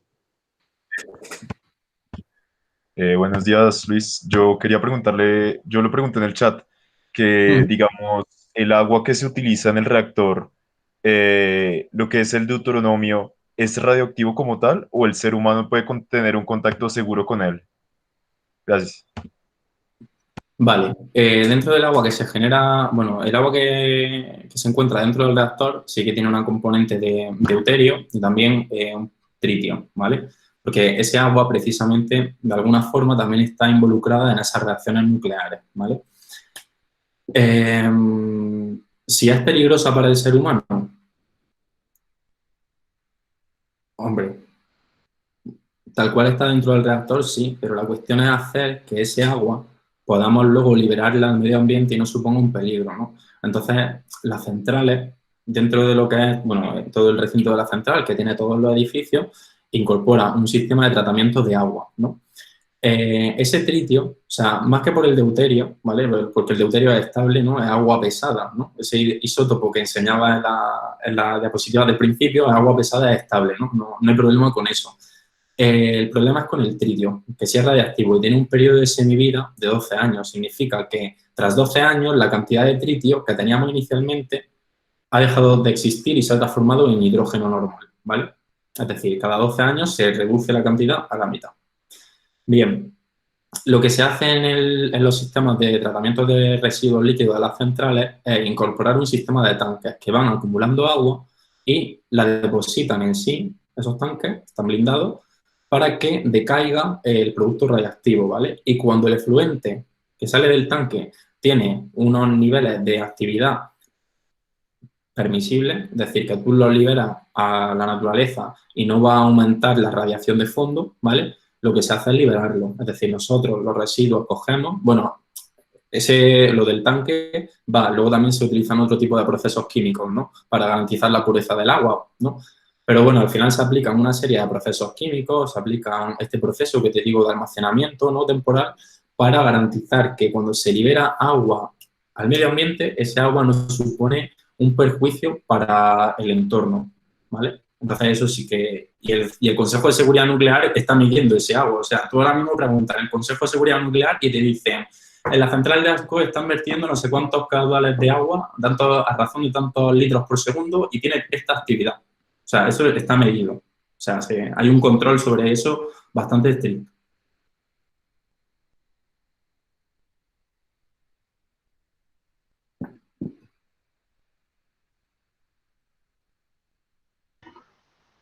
En el chat hay unas cuantas preguntas, Luis. Sí, perdón. Perdona, Brian. Disculpa, es que se me había quedado el chat pillado arriba y solo veía sí, de cuando he preguntado al principio si se veía bien. Entonces no he visto ya todo lo que dije abajo. Madre. Vale, bien. Vale, esta la hemos respondido. Esa también. Bueno, ¿dónde apuntan los avances tecnológicos hoy en día? Vale, esa es muy interesante, Pablo. ¿Dónde apuntan los avances tecnológicos hoy en día? A mejoras en la producción, gestión de residuos, seguridad. Pues a todas. Actualmente, desde el punto de vista de la seguridad, se implementan mejoras. Por ejemplo, el último accidente nuclear que hubo fue Fukushima, ¿no?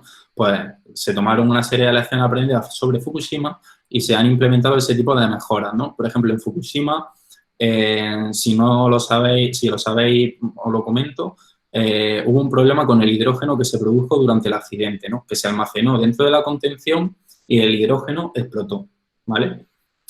Entonces, lo que se ha hecho, por ejemplo, es incorporar unos sistemas que se llaman recombinadores catalíticos pasivos que se colocan en la pared de la contención y cuando detectan hidrógeno, automáticamente lo procesan en un compuesto que pueda extraer, de forma que tú puedas coger y reducir la concentración de hidrógeno, ¿no? Dentro de la contención. También desde el punto de vista del análisis de seguridad se realizan mejoras y no solo en los sistemas en sí para mejorar la fiabilidad de los sistemas, sino para cuantificar la probabilidad de fallo de esos sistemas, ¿no? En nuclear utilizamos un número cuando se licencia un diseño que se llama la frecuencia de daño al núcleo, ¿no? Es decir, un diseño de una central nuclear que tú quieres que el organismo regulador te deje construir en un país, tienes que caracterizarla por una frecuencia de daño al núcleo, que podríamos decir que es el número de accidentes nucleares que tendría esa central cada cuánto tiempo. Entonces, actualmente, con los reactores que nosotros tenemos ahora, que llevan operando desde los años 80, esa frecuencia de daño al núcleo es de un accidente cada 1.000.000 de años, ¿vale? Bien, ahora se ha trabajado para que los nuevos diseños de los reactores de generación 3 o de generación cuarta, esa frecuencia de daño al núcleo sea de un accidente cada 100 millones de años, ¿vale? Cada 10 millones de años. Entonces, sí, se trabaja en el punto de vista de la seguridad. Y también se trabaja para mejorar la producción de energía. Una de las principales ventajas que tiene la energía renovable es que está deslocalizada, no está centralizada. Por lo tanto, para mandar la energía desde la producción hasta el centro de consumo, si tenemos toda la producción en un punto, la energía tiene que viajar mucho. Por lo tanto, aumentamos las pérdidas de energía en ese trayecto, ¿vale? Pero si cogemos y ponemos puntos de producción más pequeñitos cerca de los centros de consumo, estamos aumentando la eficiencia del aprovechamiento del combustible también. Pues, por ejemplo, ahora se empiezan a desarrollar, y en países como Estados Unidos, también en Inglaterra, en Canadá, se están licenciando un nuevo tipo de reactores que son más pequeños, ¿vale?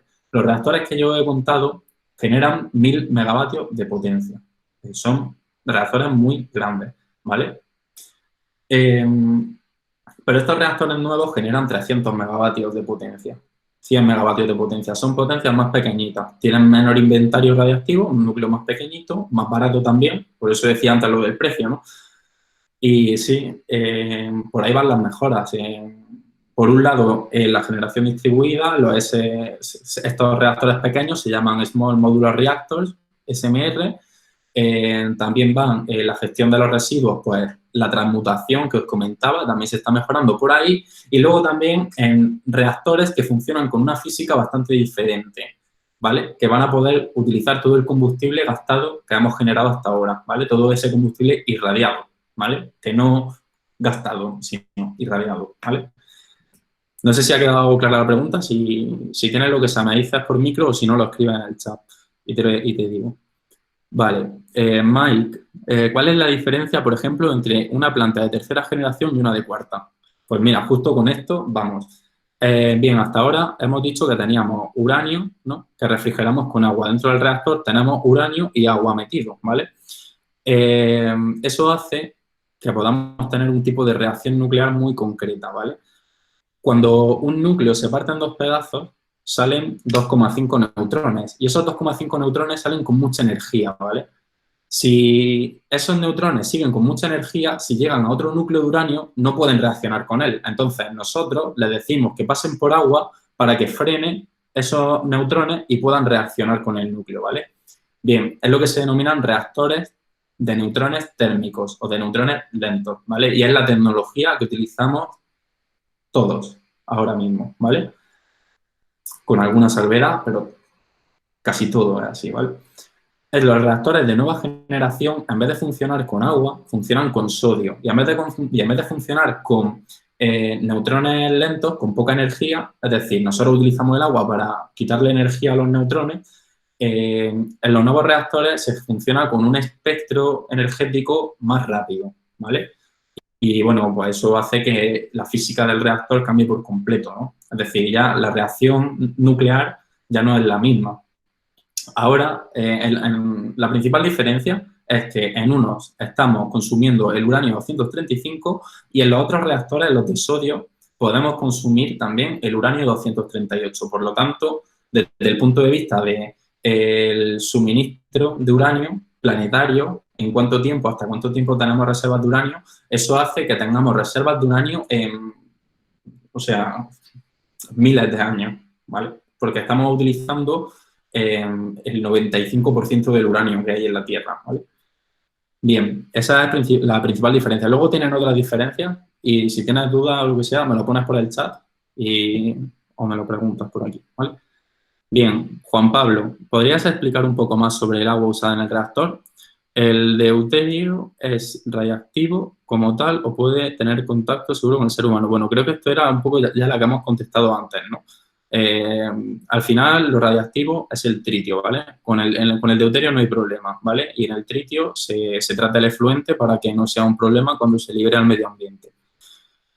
Bien, ¿hay límites para su utilización, ya que no es renovable? Pues bueno, realmente los límites que hay son los que nosotros les queramos poner. Es decir, por ejemplo, en España a mí me gustaría ver más reactores nucleares, ¿vale? No solo porque me dedico a ello y me gusta mucho, o sea, es mi pasión, yo me dedico a esto porque me encanta, ¿no? Sino porque entiendo que la finalidad es buena, ¿no? Pero, por ejemplo, tampoco hay que llenarlo todo de reactores nucleares. Quiero decir, si no podemos, o sea, si podemos no generar un residuo, si podemos ahorrarnos la generación de ese residuo, pues vamos a ahorrárnoslo, ¿no? Es decir, no voy a generar un residuo sin necesidad. Y para eso están las renovables. Es decir, tenemos que utilizar energía nuclear en tanto podamos abastecernos con energía renovable. Es decir, cuanta más energía renovable podamos consumir, mejor, menos energía nuclear, más combustible ahorramos, menos dinero gastamos, ¿vale? En ese tipo de energía, ¿no? Entonces, no hay no hay ninguna limitación así técnica a no ser que ya nos vayamos al absurdo, ¿no? Pero en el caso normal no la hay. Y absurdo, por ejemplo, digo, tú imagínate un país que solo tuviese centrales nucleares, que no lo hay, por eso digo, o sea, que no hay, ¿no? El único problema que tiene un poco, bueno, el único país que tiene un poco de problema con esto es Francia, ¿no? Porque sí que tiene muchas centrales nucleares, creo que el 60%, o sea, tienen 58 reactores y el 60% o el 70% de su demanda, creo recordar, no me hagáis demasiado caso con la cifra exacta, ¿vale? La abastecen con energía nuclear, ¿no? Entonces, esto hace que a veces la energía renovable, pues por condicionamientos técnicos del sistema, no pueda abarcar la potencia. Entonces, un poco, pues también hay que ver, oye, vamos a ser sensatos, ¿no? Yo no voy a ser un fanático de la energía nuclear, ni quiero que todo vaya con energía nuclear. Yo quiero que tengamos un desarrollo sostenible. ¿Ahora nuclear puede contribuir? Ahora me interesa. ¿El día de mañana hay otra tecnología? Pues no pasa nada, la nuclear tiene más aplicaciones, es decir, a mí no me preocupa eso en exceso, ¿no? No sé si he respondido a tu pregunta, me dices sí, ¿no? ¿Vale?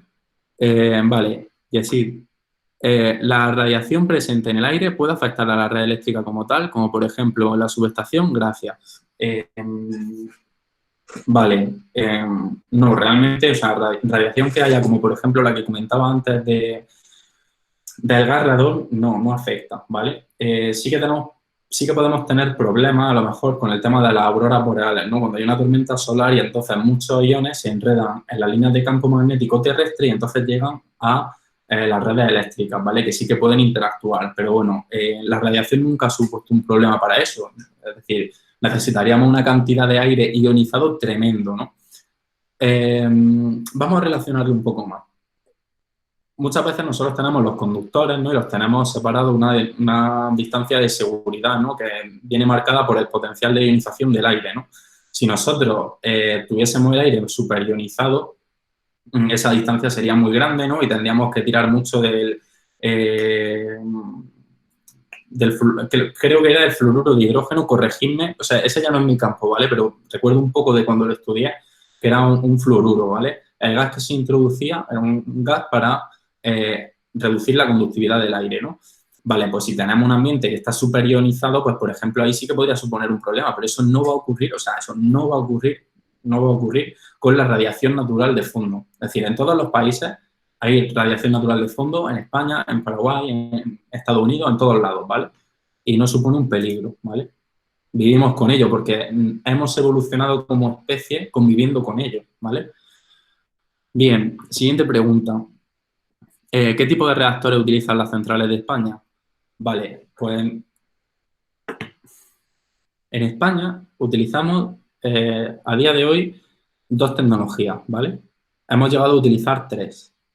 Bien, la primera era un reactor que se instaló durante los años 60. No estaba basada en agua, como he explicado esta, ni estaba basada en sodio, mucho más antigua, estaba basada en grafito, ¿vale? Para frenar los neutrones y en CO2, es decir, se utilizaba CO2 para extraer el calor del núcleo, ¿vale? Esa es la central de Vandellós 1. La mayoría de centrales de España, pero esa central ya está prácticamente desmantelada, es decir, lleva sin operar muchísimos años, ¿vale? Porque tuvieron un accidente, no fue un accidente nuclear, fue un accidente industrial con la turbina, ¿vale? Y nada, entonces esa central dejó de utilizarse, ¿no? La tecnología que mayoritariamente utilizamos en 6 de los 7 reactores que tenemos, ¿vale? Es tecnología PWR, que significa Pressurized Water Reactor.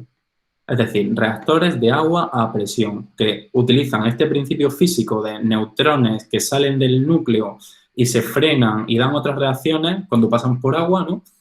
Utilizan esa tecnología, ¿vale? Con agua a presión. Todo lo que hay dentro del núcleo es agua a presión, no hay vapor dentro del núcleo, ¿vale? Pero tenemos un reactor que tiene una tecnología que se llama BWR, Boiling Water Reactor.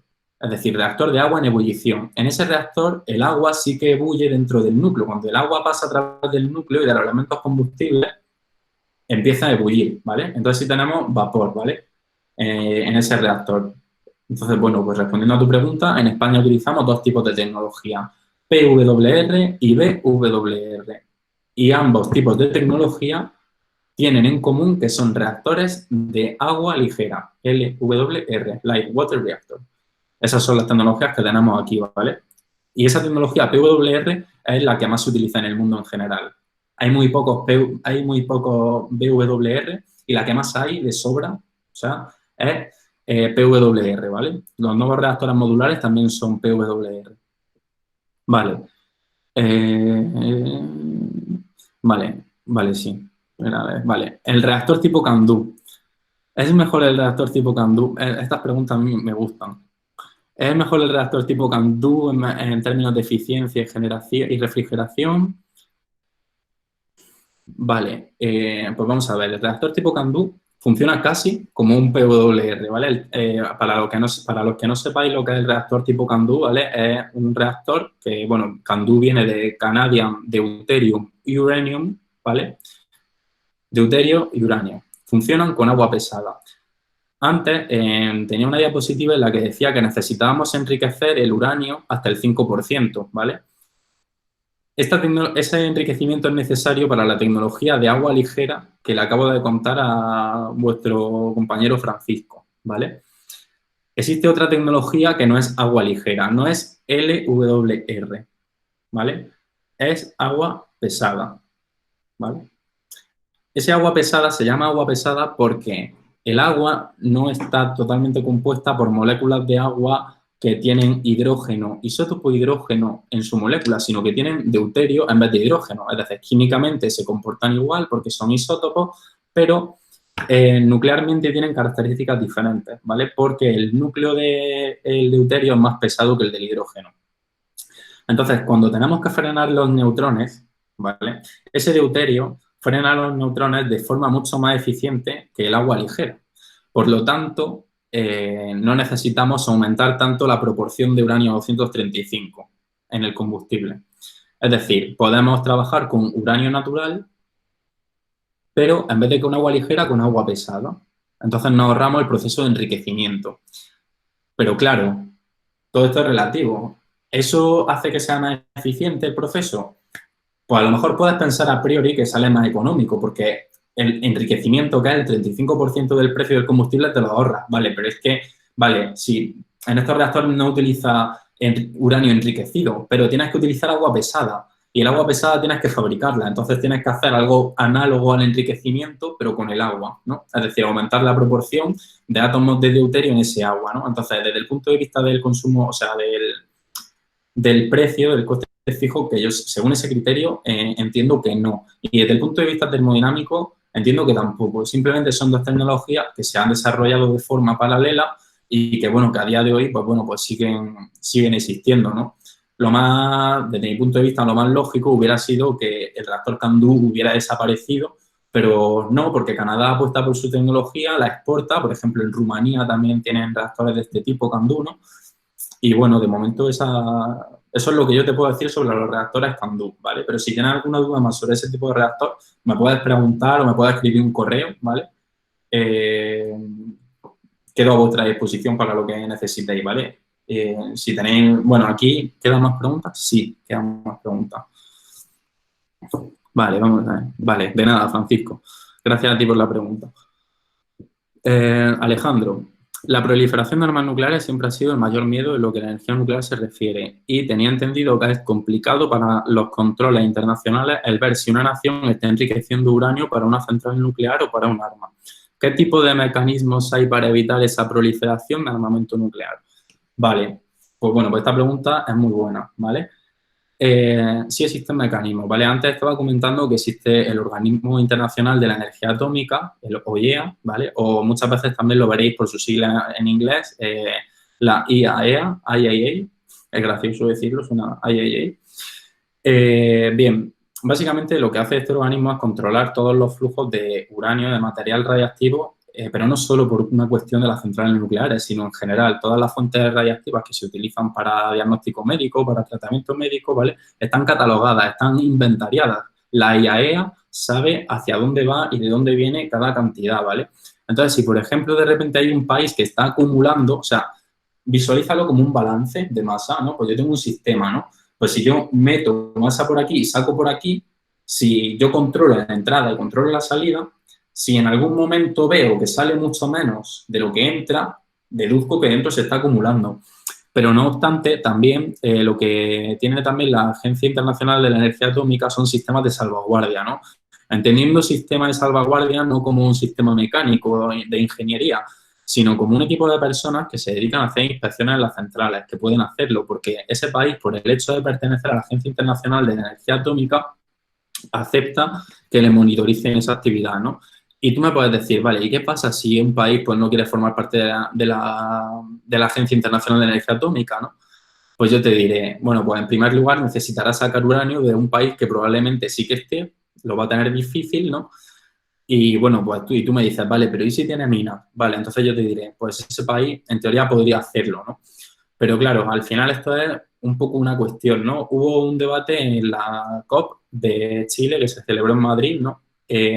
Nuclear for Climate, una organización europea que también pelea por el tema de que se considere la energía nuclear como energía que favorece, perdón, que ralentiza el cambio climático, ¿vale? Porque emite CO2. En un discurso le preguntaron a uno de los ponentes una pregunta muy parecida a la que acabas de hacer tú.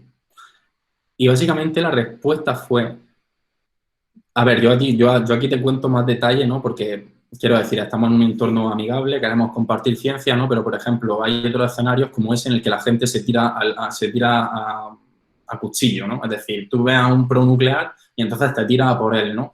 O sea, en fin, ahí había de todo, ¿no? Entonces, la respuesta que le dieron a este hombre fue, ¿por qué seguimos utilizando metal si con el metal se pueden hacer cuchillos, si con el metal se pueden hacer pistolas? Nadie se cuestiona dejar de utilizar metal para hacer tenedores porque haya gente que lo utilice para hacer pistolas, ¿no? Pues un poco la respuesta es esa. Al final también un poco tenemos que, bueno, confiar un poco en los demás, ¿no? Y saber, oye, que si alguien decide emprender una escalada nuclear, sabe que tiene a todo el mundo en contra. O sea, quiero decir, no creo que haya un país tan independiente que se pueda permitir el lujo de hacerlo, a no ser que sea Estados Unidos o Rusia, y ellos dos no lo van a hacer, porque ellos dos ya tuvieron su particular guerra fría durante los años 70, los años 80, y bueno, no acabaron mal, pero bueno, eso daría para otra charla, el tema de la guerra fría.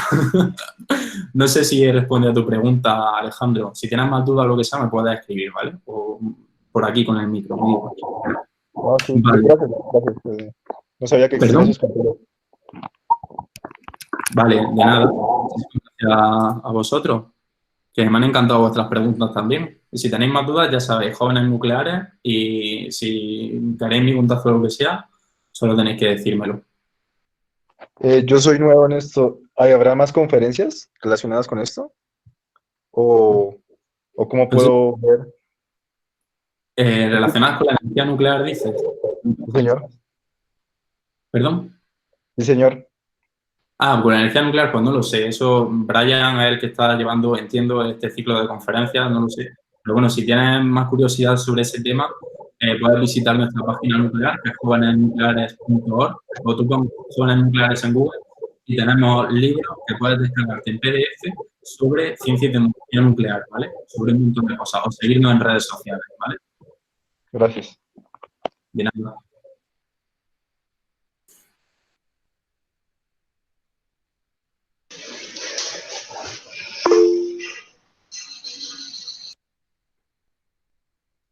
Ah, el nombre del libro, pues mira, espérate, en vez de escribírtelo, te pongo el enlace. Nucleares, libro de ciencia y tecnología nuclear.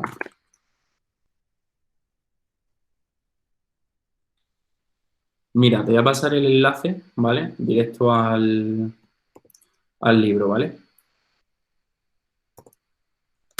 Que es este de aquí. Y te dejo también el enlace a la página de Jóvenes Nucleares por si quieres echar algún vistazo, ¿vale? O te quieres poner en contacto con nosotros. Nosotros siempre estamos dispuestos a responder dudas de todo tipo y aunque seamos jóvenes nucleares de España, siempre hemos tenido mucha tradición de estar en contacto con gente de Sudamérica en general, sobre todo actualmente de Argentina, también de México, y vosotros creo que erais el cuarto país que nos seguía en redes sociales. nos suelen hacer muchísimas preguntas y siempre nos encanta responder, porque hay mucha gente que a lo mejor no tiene un país con este tipo de tecnología y se pregunta por qué no puede. Bueno, pues muchas gracias, Camila, y también muchas gracias, Pablo, no, por la felicitación, excelente. Jo, muchísimas gracias, de verdad. Yo con que os haya quedado claro al menos un par de cosas o hayas podido resolver una curiosidad que tuvieseis, yo me quedo a gusto, ¿vale? Porque yo sé que todo esto es mucho contenido y realmente es mucho más complejo, ¿vale? Y si no, ya os digo, si no ha quedado claro lo que sea, ya sabéis dónde encontrarnos, ¿vale? Pues de nada, Alejandro.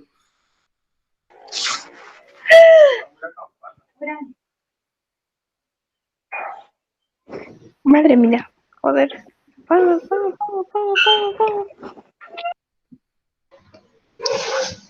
No sé, creo que ya no hay más preguntas, Luis.